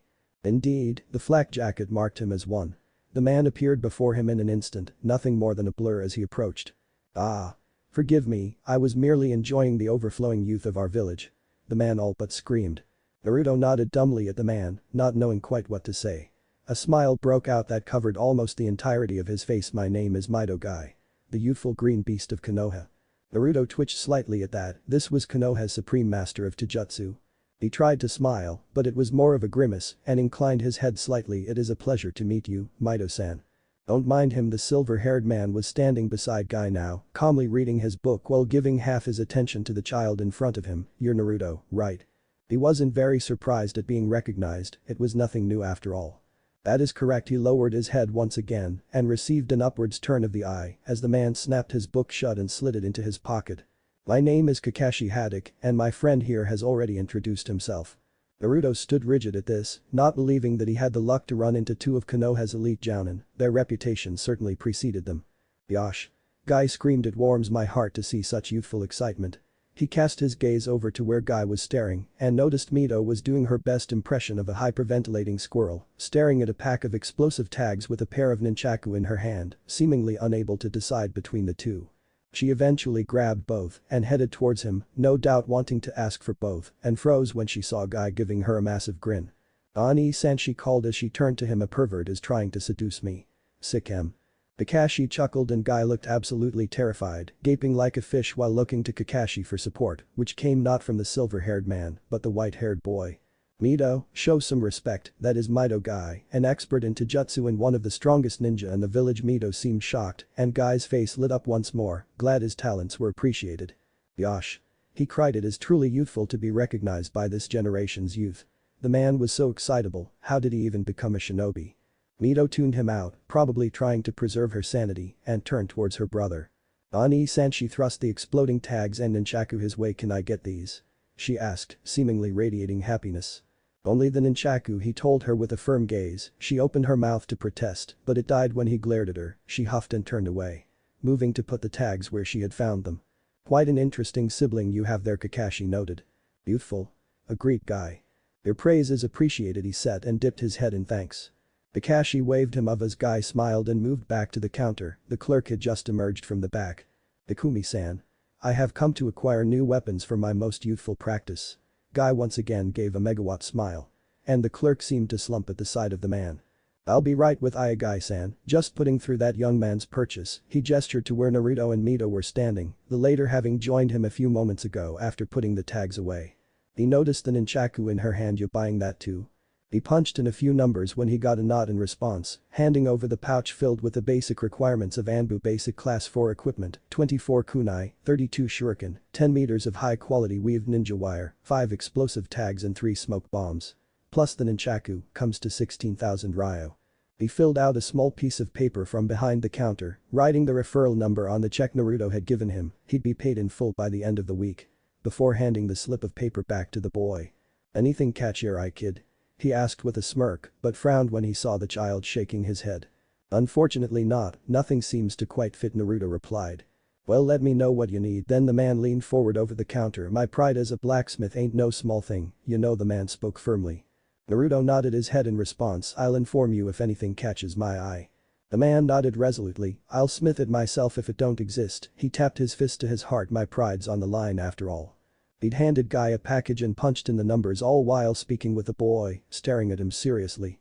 Naruto dipped his head. You shall be the first to know. Ikumi nodded his head firmly. I best be, before giving him a smile and waving him off. He was approaching the door with his sister when Guy appeared in front of them, startling them both. Yosh! He cried. May I ask how you plan to learn the youthful art of nunchaku, Mito-san? Mito stared at him warily. My Nai-san will teach me, right? She asked as she turned to him for confirmation. He sighed and shook his head. I do not know how to wield nunchaku, Mito. She looked absolutely crestfallen as Guy's grin widened. Yosh! To the training ground, he shouted as he darted off, nothing more than a blur, leaving two very confused children in his wake. He wants you to follow him, Kakashi spoke with a sigh. Come on. He snapped his book open once more and started leading the children to Guy's usual haunt. 10 minutes later. They walked into training ground 8 to an incredible sight. Guy was in a handstand doing vertical push-ups, screaming about youth and doing 100 laps around the village, maybe more terrifying than incredible. Naruto cast a glance to Kakashi, who was doing his best to ignore the man's antics, while Mito seemed ready to run. Yosh! Guy's bellow was much louder than when they were in the shop, perhaps that was his indoor voice. Mito-san. Join me so we may kindle our flames of youth into a burning passion of youthful vigor. She stared at the man, completely terrified as she turned her head to Kakashi, hoping for a translation. The man sighed once more. He wants to train you to use those, he clarified as he pointed to the nunchuka. He may look dull, but he's probably one of the best Taijutsu users in the world, and when he brings his nunchaku out, the man trailed off and shivered. While Naruto slightly relaxed at this, Mito seemed to shrink in on herself. Do I really have to? She whimpered and glanced at her brother. He shook his head, much to her obvious relief. I suppose if you never want to surpass me, then refusing training with one of Konoha's elite jounin is the best way to go about it. He spoke flippantly, as if it really wasn't a hassle. And a fire lit in Mito's eyes. I'll show you. She shouted and ran towards Guy. That was a mean trick, Kakashi chuckled, but effective. Even if Guy isn't the most sane of people, he knows what he is doing. Naruto nodded just as a loud yosh filled the air. With Guy seemingly having explained something to Mito. He put his thumb up and smiled wide. A beam of light seemed to bounce off his teeth and flashed into the eyes of an unsuspecting bird that was flying past, blinding the animal, which flew into a tree and broke its neck. Chapter end. Chapter 7. For whom the bell tolls. After a pleasant weekend, Monday was bound to roll around and Naruto found himself standing in the office of his cage. Tiger stood to the man's right, being one of his most trusted guards. He stood at attention beside Weasel and a group of 15 shinobi. The Hokage took a long pull from his pipe, savoring the taste of tobacco and mint, before heaving a sigh in their direction. Team Delta, Commander Weasel. His tone was sharp and authoritative. His men snapped into salutes and stood before him. You have been issued a mission to the border of Kiri and Konoha. The fighting has escalated and they are in need of reinforcements. Do you accept? His tone was daring, almost as if he wanted someone to refuse, just to show the others the consequences.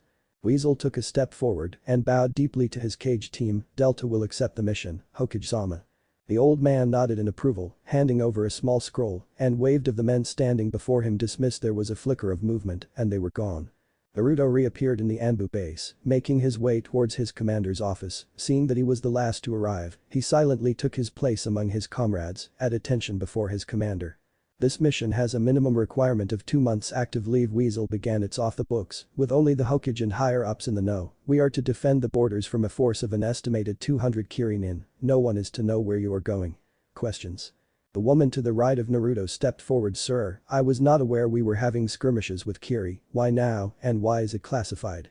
Itachi nodded at the woman. It's been kept of the books by Hokage-sama. A team on patrol was found slaughtered a few months back near the border. A team was sent in for diplomatic purposes, but after 3 weeks and no contact, we moved a team of Anbu into Kiri. Their bodies were found hung in a public square, with their eyes gouged out and fecal matter spread over the bodies. The fist of the woman next to him tightened dangerously, and everyone could feel the chi leaking from her eye. When do we leave? Her voice was frozen. You have an hour to prepare. Meet at the West Gate. Weasel waved his hand in a dismissive gesture. And remember, no one knows where you are going. He received salutes from the entire squad before they flickered out of sight. Naruto. He opened the door to his house silently. It was early morning and Mito should be at the academy. He sighed as he realized he wouldn't be that lucky. Hey, Ani-san. Mito waved at him lazily, still in her sleeping clothes and seated at the table, playing with her breakfast. Shouldn't you be at school, Mito? He asked a bit desperately, not really wanting to put up with her antics. Hi, I just wanted to hear how it went. He nearly sighed, she wouldn't like this. I have been deployed, I leave in an hour. Seriously? She inquired. That was fast. She yawned here and looked totally uninterested. So how long till you to get back? 2 months. He spoke quickly, knowing what was coming. She nodded her head in acceptance before her eyes shot open and she sprung to her feet. 2 months? What the hell? Why are you go? Mito. She was cut off sharply. It is the order of the Hokage. He spoke softly, hoping to calm her. She slammed her hands on the table. Where the hell are you going for 2 months? She asked desperately. I cannot tell you. His answer seemed to infuriate her further as she got up and moved towards the door. Come on. We're going to speak to the Hokage about this. She had a fire in her eyes. Mito. His voice was low and could have cut diamonds with its sharp intensity. She recoiled as if he had physically struck her, staring at him in shock. Ani-san? She asked slowly, unsure of what to say to her brother that was giving her such a cold look. I have been deployed, he stated simply. Not only would going to the Hokage now make me look bad, it also paints a bad picture for any commander you may serve under in future. Insubordination is a black mark in any shinobi's dossier. She nodded slowly, not used to her brother when he was like this. She took a deep, shaking breath. Okay. She stared at him seriously. Now I understand. He nodded as he moved toward his room, planning to pack everything into a bag and then seal it into the scroll that was commissioned to him. His sister followed him, probably trying to spend as much time with him as she could before he left. He smiled softly. He would miss her. 5 hours later. They had been running for a while now. There was a palpable tension in the air and weary glances were cast his way, obviously uncomfortable and weary of his presence. The fact that he was so young garnered the attention of most. Captain Weasel called a halt to the proceedings, sending 5 men to set up a perimeter and keep watch before turning his attention to him. Tomorrow we continue southeast for approximately 2 days, whereupon we shall reach the border of fire and water. Be prepared, for you shall see the cruelty of humanity. If Naruto was confused by these words, he didn't show it. With Mito. The school day had just ended. Sitting through these boring lectures was beginning to fray her nerves. She honestly couldn't wait for the academy to end so she could become a real shinobi. Just like her brother. That thought caused her to frown further, despite the state in which he returned every night, namely, bloody and exhausted. She couldn't help but feel slight envy that he was being trained by such a well-respected group as the Anbu. Of course, he was never allowed to tell her just what that training entailed. It irked her somewhat, knowing he was advancing so quickly while she was left behind. But she knew these thoughts were petty. He had joined the Black Ops unit out of necessity, not choice, and he had helped her greatly with her taijutsu and chakra control, allowing her to contend for first place against Uchiha Sasuke. A talented boy with a fan club a mile long, she'd imagine it would be the same for her, if not for one simple fact. Kyuubi. The thought of the great beast sealed within her navel brought a shiver down her spine. That night she had spoken to the beast was one she would never forget. Despite offering to strike a deal with her, it had been entirely vague as to what that deal would entail. And even more evasive with the facts of the night it was sealed, saying things like you will find out when ready or I do not wish to break your pitiful mind with things beyond your comprehension. So in other words, it was just blowing hot air and insulting her. She wouldn't be surprised if it was just lying to get out of its cage and had proceeded to tell it such. It had laughed at her. Laughed. And she would never forget its words, said with such assurance and pity. She sometimes wondered if it would have been best to accept the deal. The day will come, the day you will need my power the most. And on this day it will be denied, for if you cannot listen to mere words, how would you ever hear the call of your own anguish? She had woken suddenly after that, with her brother beside her and her heart racing. She would never consider that a dream. It made far too much sense, and it was far too real to be anything but reality. But those words would haunt her for many years. Pearson. He sat, staring out at the village. The village he had sacrificed so much for, the village that had taken his wife and child, and the village that spat on the memory of its heroes. Despite all this, he loved it with his whole heart, the children playing in the streets while the parents watched over with a smile, the market writhing with act. This is what made the village what it was, so peaceful and ignorant, so happy to go about their lives while the shinobi died, while other villages were slaughtered en masse. He briefly wondered if this was how Hashirama had envisioned the future. He knew the man's dream was to make sure every child had a decent childhood, without death and violence. He had wanted to spread this philosophy over the world. But after all that work, things hadn't changed much. If anything, death had just become more organized. He sighed at that, knowing these dark thoughts did nothing. Despite having taken so much, he was still willing to give what was left to the village he loved. The next day. He has just finished resting, the camp was covered and their passing untraceable. The shifting of his comrades did not escape his attention, most were still casting glances his way. Besides the captain, not a single person had spoken to him, he didn't care much however, he wasn't here to make friends. He would have welcomed a conversation, but it wasn't immediately necessary. Their captain spoke with a dragon-masked agent, their words unheard to the rest of the group. Before nodding as the man fell back into line. We have just received word that one of our outlying bases we have stationed in Kiri has been attacked. I plan to double our pace and reach the shore by midnight. After which a small barge will pick us up on shore and take us to one of the islands where the main base is located. This will also be your only rest until we reach camp. Questions? He received none, and they were sprinting through the trees a moment later. Undisclosed location. How are the troops faring, Au? A woman with ankle-length red hair queried. Most demoralized, May-sama. The recent losses have caused many to question whether it is still possible to win this war. A man with a spiky blue mane and an eye patch over his left eye spoke. The woman sighed, feeling no need to comment. She had guessed as much already, but one could always hope. Very well, order the men to hold position. We cannot lose that factory. Are you sure that is wise, May-sama? Surely there. Aoi, do as I say. Hi, May-sama. Team Delta. They had just recently disembarked from their 3-hour-long trip across the waters of Kurgakiru. They had wasted many hours traversing the vast waters around the nation, but it was unavoidable, as even Jounin-level ninja tire after a few hours of water walking. They needed to be fresh and prepared once they reach land, as there's no telling what could happen between that and the base. Itachi had spoken with the team, encouraging them to be more accepting of his presence, pointing out that he had also been young in age when he joined the Black Ops. This had at least stopped the glances, but still no one approached him. They were perhaps 5 minutes away from base, or at least if the continuous twitching of his captain's hands were to be believed. Breaking through the last of the foliage, they came across a few tents spread over easily evacuated points, with perhaps 10 men guarding the perimeter. He said nothing as they approached a nondescript tree, seemingly one of many, but with a wave of his hands and a few muttered words, the captain had dispersed the illusion over the true entrance, a simple trapdoor that led underground, wide enough for only 2 people walk side by side. He knew there must have been more exits, as this was more than likely the least defended, for if any enemies were to come this way, limited movement would allow the shinobi inside to attack with a simple fire technique, made all the more powerful by the narrow walkway. It opened up and his suspicions were confirmed, 2 shinobi snapped to attention upon seeing his captain. Or at least he assumed they did, they were walking side by side in pairs of 2, with the captain bringing up the front so he couldn't actually see, being second last as he was. They continued until the room opened further, allowing them to spread out and be welcomed by the 30 or so shinobi that were present. Weasel had ordered them to rest before being whisked off behind locked doors, which he assumed to be the command and intelligence room. His team was led off without much fanfare, they were told they would spend the night in a room that housed 4, although by the size of it, it would be a close fit. He was actually impressed by the base, a powerful Earth-style user must have carved it out. And looking around the small room in which sat 2 other men and 1 woman, he knew that comfort was not in mind when the place was made.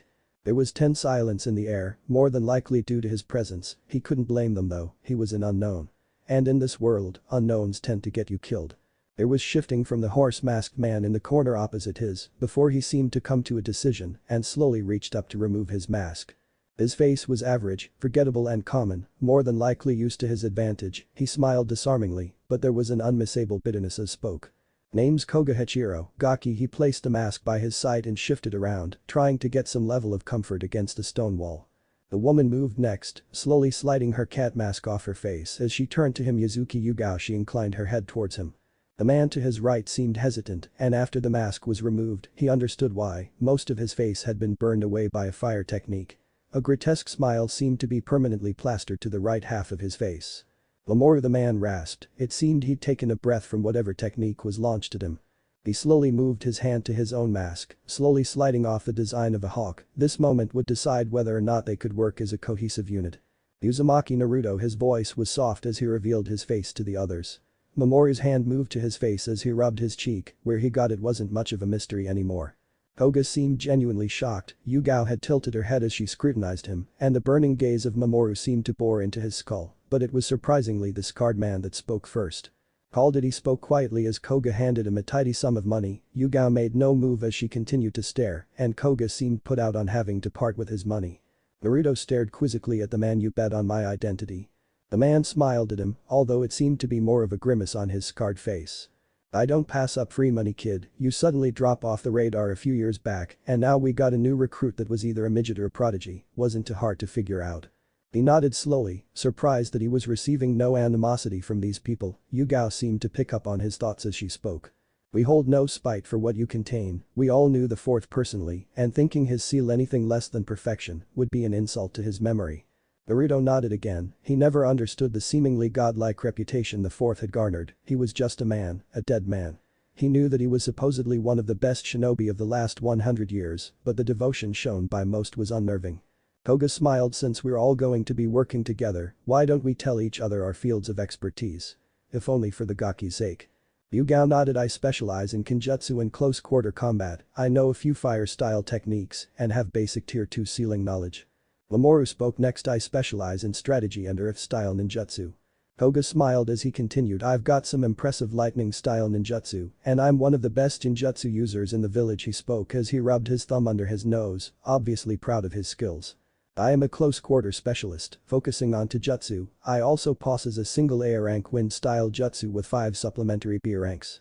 The others wore impressed faces, obviously not expecting someone so young to be able to use such a powerful Futon jutsu. Well then, Koga nodded. Best to get some sleep. I have a feeling we only have a few hours. They all nodded and tried to get as comfortable as possible against a hard stone, weary and anxious for the days to come. 1 week later.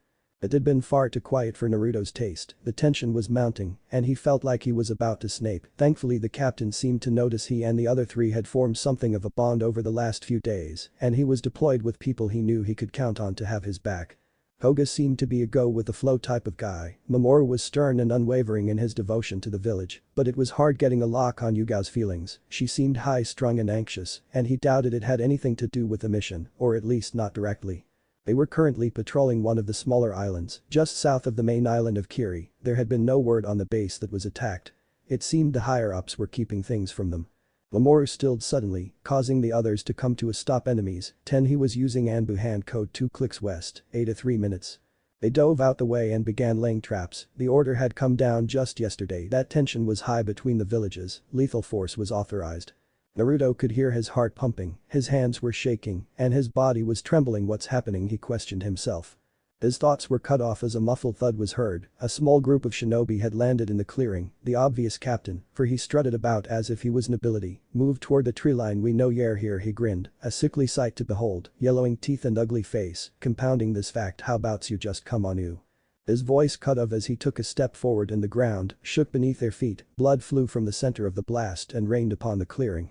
Naruto took off, moving as fast as he could. He managed to slit the throats of 2 other men before they had regrouped. His heart pumped and his legs moved. His mind seemed to float away from him, this feeling. He was brought back to reality by a kunai narrowly missing his neck. His own blade ripping the man's throat out in turn. He twisted as he heard footsteps behind him. A man was moving through hand seals in a desperate gamble, one that did not pay off when Cat's sword pierced his heart.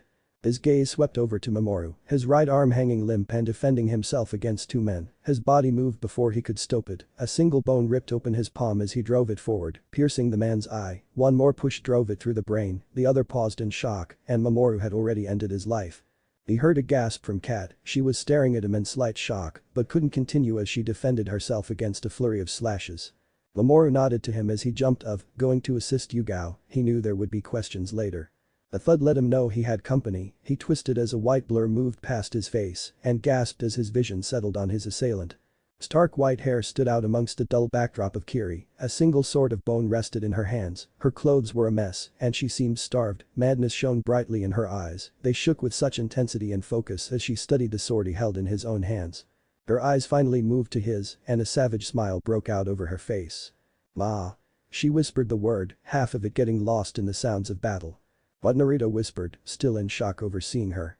Her eyes flickered over to where he had killed the man attacking Mamoru, nothing but a pile of ash. "Mate." She screeched as she lunged toward him, his shock not having worn off. He was unable to move as he was pinned underneath her, fingers clawing at his pants and shirt, desperate to get through the material. She was moaning incoherently as his shock seemed to leave him, almost breathless. "Mate. Mate." She seemed absolutely thrilled, heedless of his thrashing. He was desperate now, throwing her arms away from himself, only to be pinned once more to the ground. Despite her appearance, she was terribly strong. He struck out as hard as he could, bringing his fist up into her diaphragm. She gasped, face twisting in a snarl, as she brought her head down and viciously headbutted him, shattering his mask. Stars danced in his vision as she once more pinned him, tearing his shirt. She bit down on his neck, drinking his blood, grinding into him and moaning, the previous battle all but forgotten to her.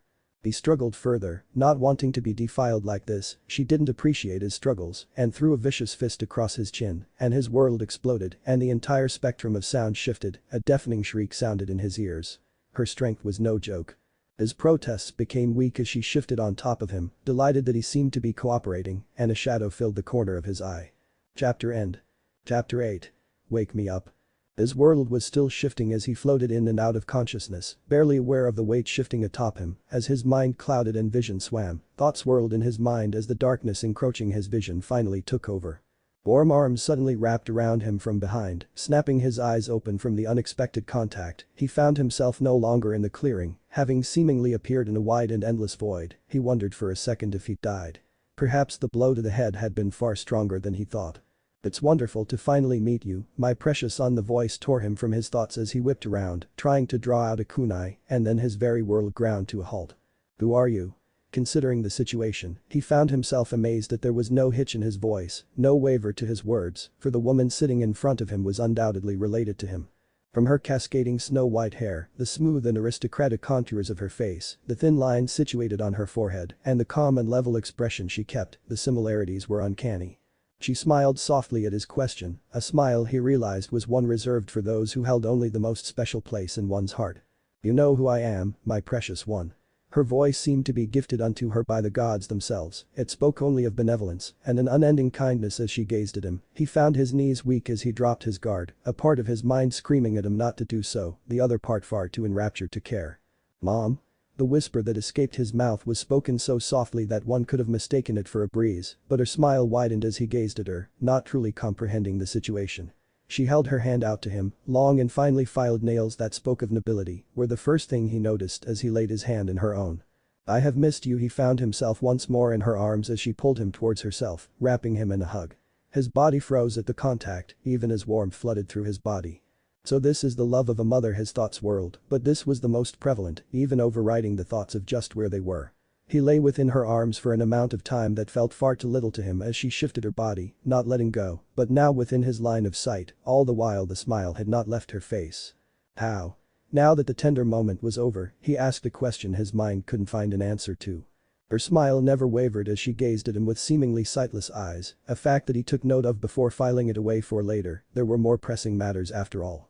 "All will be explained soon, my precious." Her voice truly was beautiful. It wouldn't be a far stretch to compare it to the hymn of the angels themselves. Coupled with her unearthly beauty, she could probably bring most men to their knees with, but a glance, the horns adorning her head, only seemed to add to this appeal, rather than hinder it.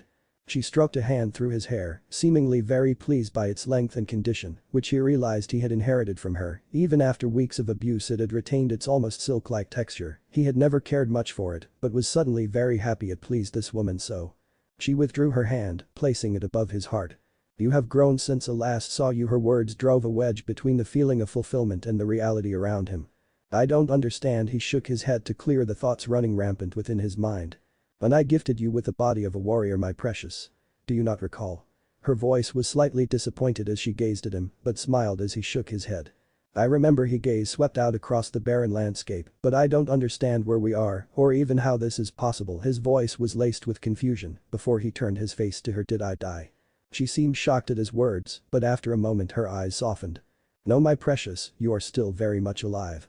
Then how his hands had gripped his hair as he finally lost his composure, considering the possibility of insanity. It brought a sigh to her lips as she regarded him with a tender and understanding gaze. "You are well within the right frame of mind, my precious one. But unfortunately I just do not have the time to explain the complexities of our situation. Right now you are overwhelmed as is. It wouldn't do to simply add to that now, would it?" She explained in a soft and tender voice, running her thumb across his cheek. He pulled away suddenly, making her look at him in shock. "No." His voice was slightly more forceful, surprising them both. "I need to understand." He finished far more softly than when he had begun, and was surprised to see a smile once more blossom on her face. Very well, she conceded. It brings me happiness that my precious one is eager to understand, for that is what the world lacks the most, so much so that they cannot even understand what is best for them. Her eyes had turned slightly cold to accompany her words, a stark contrast to what he had seen so far, but they once more softened at his inquisitive face. The realm we currently occupy, she made a wide sweeping motion with her arm, is what you might consider the soul, or rather the consciousness itself. She ran a tender hand through his hair once more before continuing, I have come here to both enlighten your mind and strengthen your body. He stared at her in confusion, he simply couldn't comprehend how something like this was possible. She caught onto this as she smiled at him. Well, in most cases this would be impossible. A being as powerful as myself is able to bend reality to suit their needs. However, even with all my strength I cannot stay for long. Reality is fickle and will eventually reject me. What you see before you is my own soul. I have come from the pure world to speak with you. The pure world? He asked in confusion. That is a place where all souls go to be cleansed before being reincarnated or sent to paradise. He nodded slowly at her words, running possibilities through his mind. Then how are you able to speak to me? Are you in this so-called paradise? She shook her head slightly at his words. No, my precious one, a soul with unfinished business may not move into either until they are satisfied. He nodded again, coming to terms with this. So I'm your unfinished business. She nodded with a smile. In part, yes. You are the center of which this unfinished business revolves. He realized quickly that her words were extremely vague and decided to point it out, the center. So there's more to it than just me. She sighed softly at his words. I cannot tell you much now, my time here is already running low. He started at her words, only now noticing her fading body, seemingly becoming translucent. Wait. I have so many questions, so many things I don't understand. He had never raised his voice in desperation before, but he found he could do nothing less in this situation. My precious one, I have no more time left. She moved forward slowly, placing the lightest of kisses on his forehead as her hand moved under his shirt. He was about to question her before she twisted and a blinding pain erupted from his stomach, making him stagger back.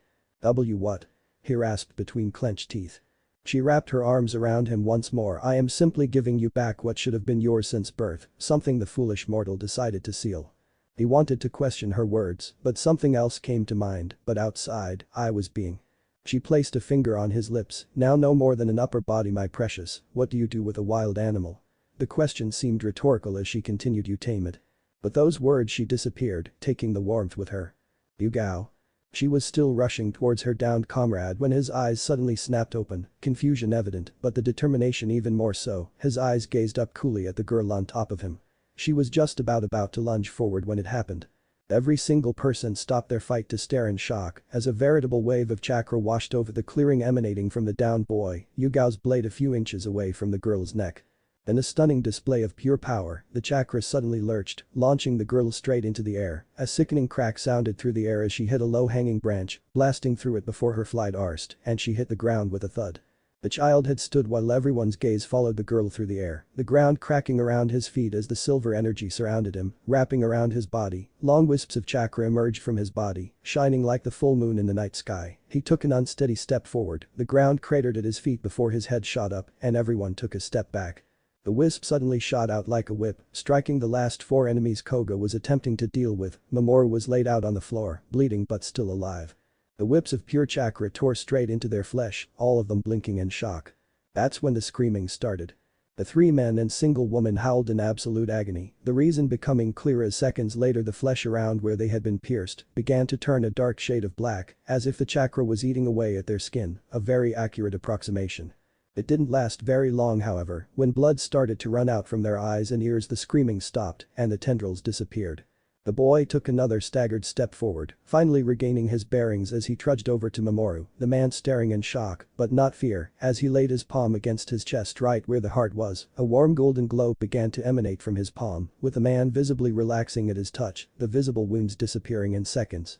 The groan caught the attention of all those still alive, but none more so than the white-haired boy, who stood on sure feet, seemingly recovered from whatever shock had caused him to stumble earlier, as he made his way over to the girl, who snarled at him when he reached her. But the visible flex of his hands, his chakra thickened and cracked the ground, making the girl whimper, before lowering her head in deference.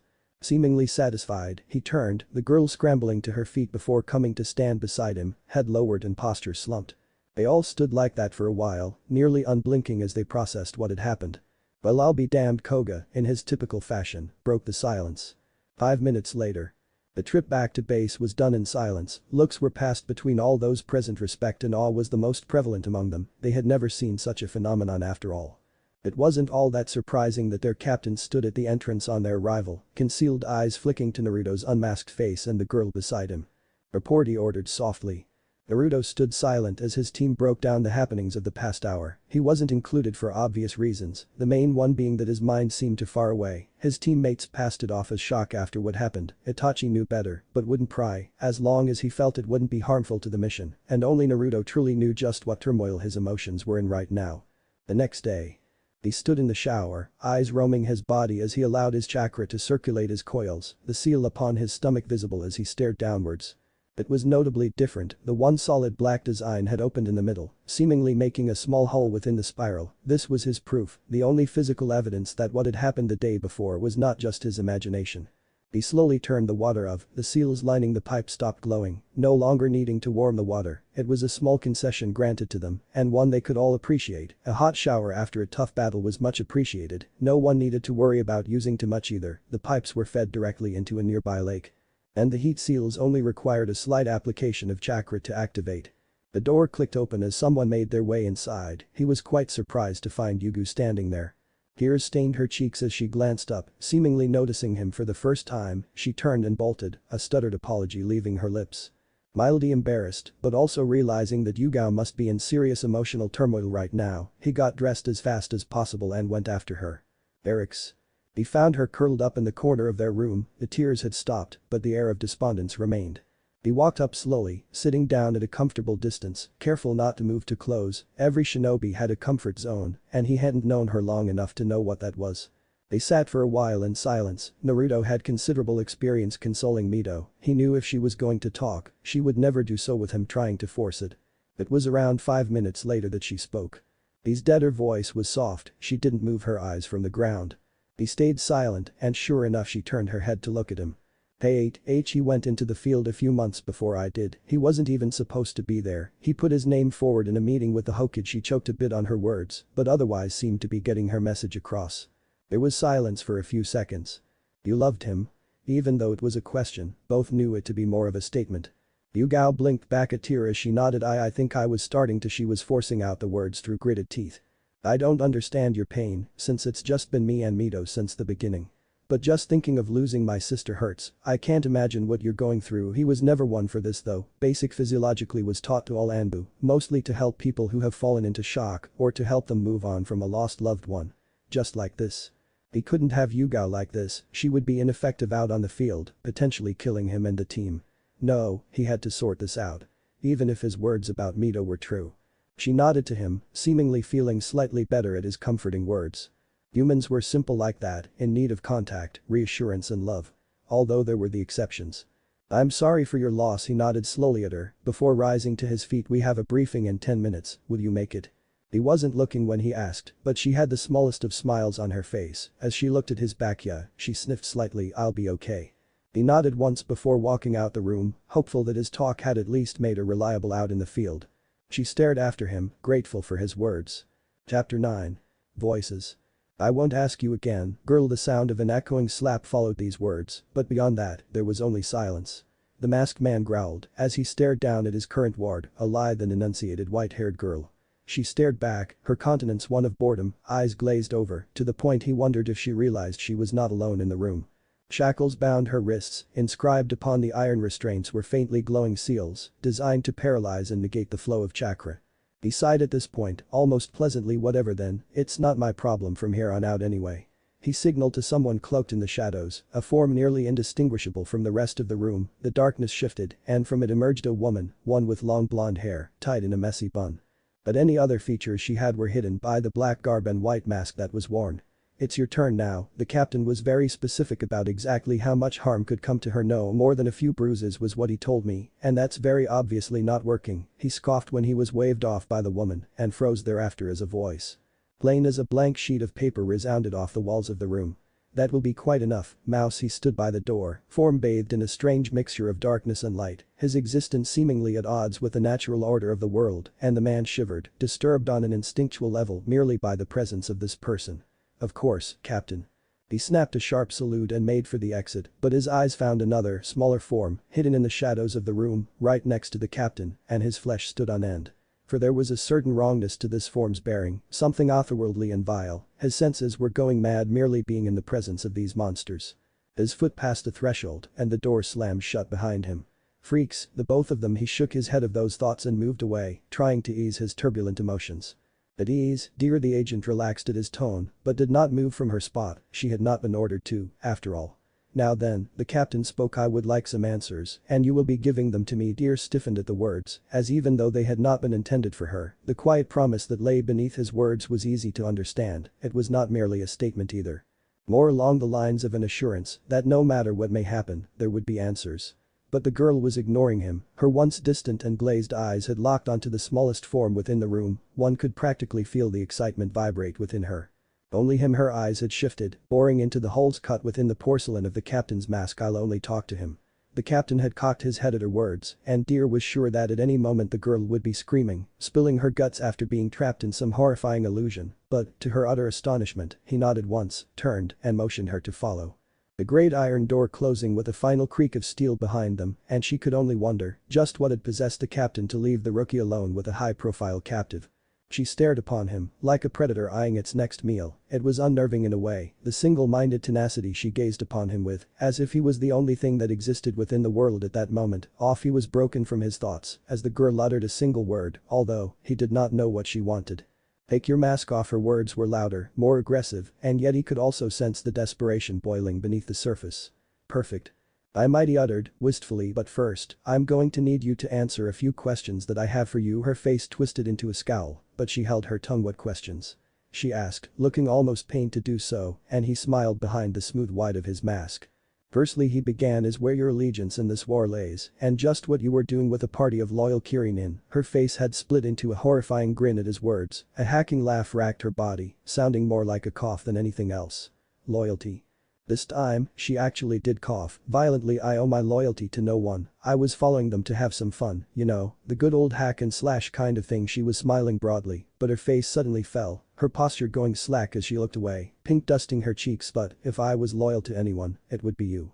He was on guard the moment her personality took such a drastic shift, but from what he could see, she had nothing planned and in fact, did not even seem to be trying to escape. He did not relax, pondering her words and contemplating her vexing actions. Very well, he allowed. Where did you come from and how did you escape the purge of the Kagaya? She smiled at him once more, the picture of innocence. Mama hid me in the forest when they came. She told me not to move, but something hit me in the back of the neck, and when I woke up, I couldn't find Mama anywhere, and the clan house had been burned down.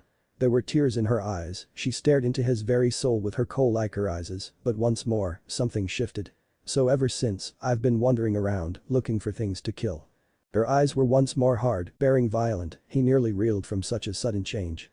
So, any other questions? He stared at her for a long, drawn-out moment. Just one, would you be willing to become an asset to the great village of Konoha?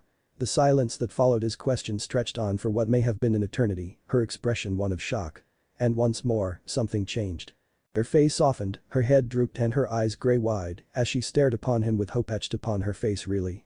She whispered, tears gathering in the corners of her eyes. You can really take me away from here? He nodded once and she lurched forward but came to the realization that she would not be able to reach for him, so she settled for the most heartfelt smile she had to offer. Thank you, she whispered, softly, reverently. But her face hardened and she spat at his feet. Don't take me for some sort of fool. There's no way I could get out of this place. You're just trying to bring my hopes up, aren't you? She drew in a deep breath, attempting to stifle her rage. Do you get off on that sort of thing? That's got to be it, get a girl's hopes up so that when you drive the knife through her stomach it's all the more satisfying, you bastard.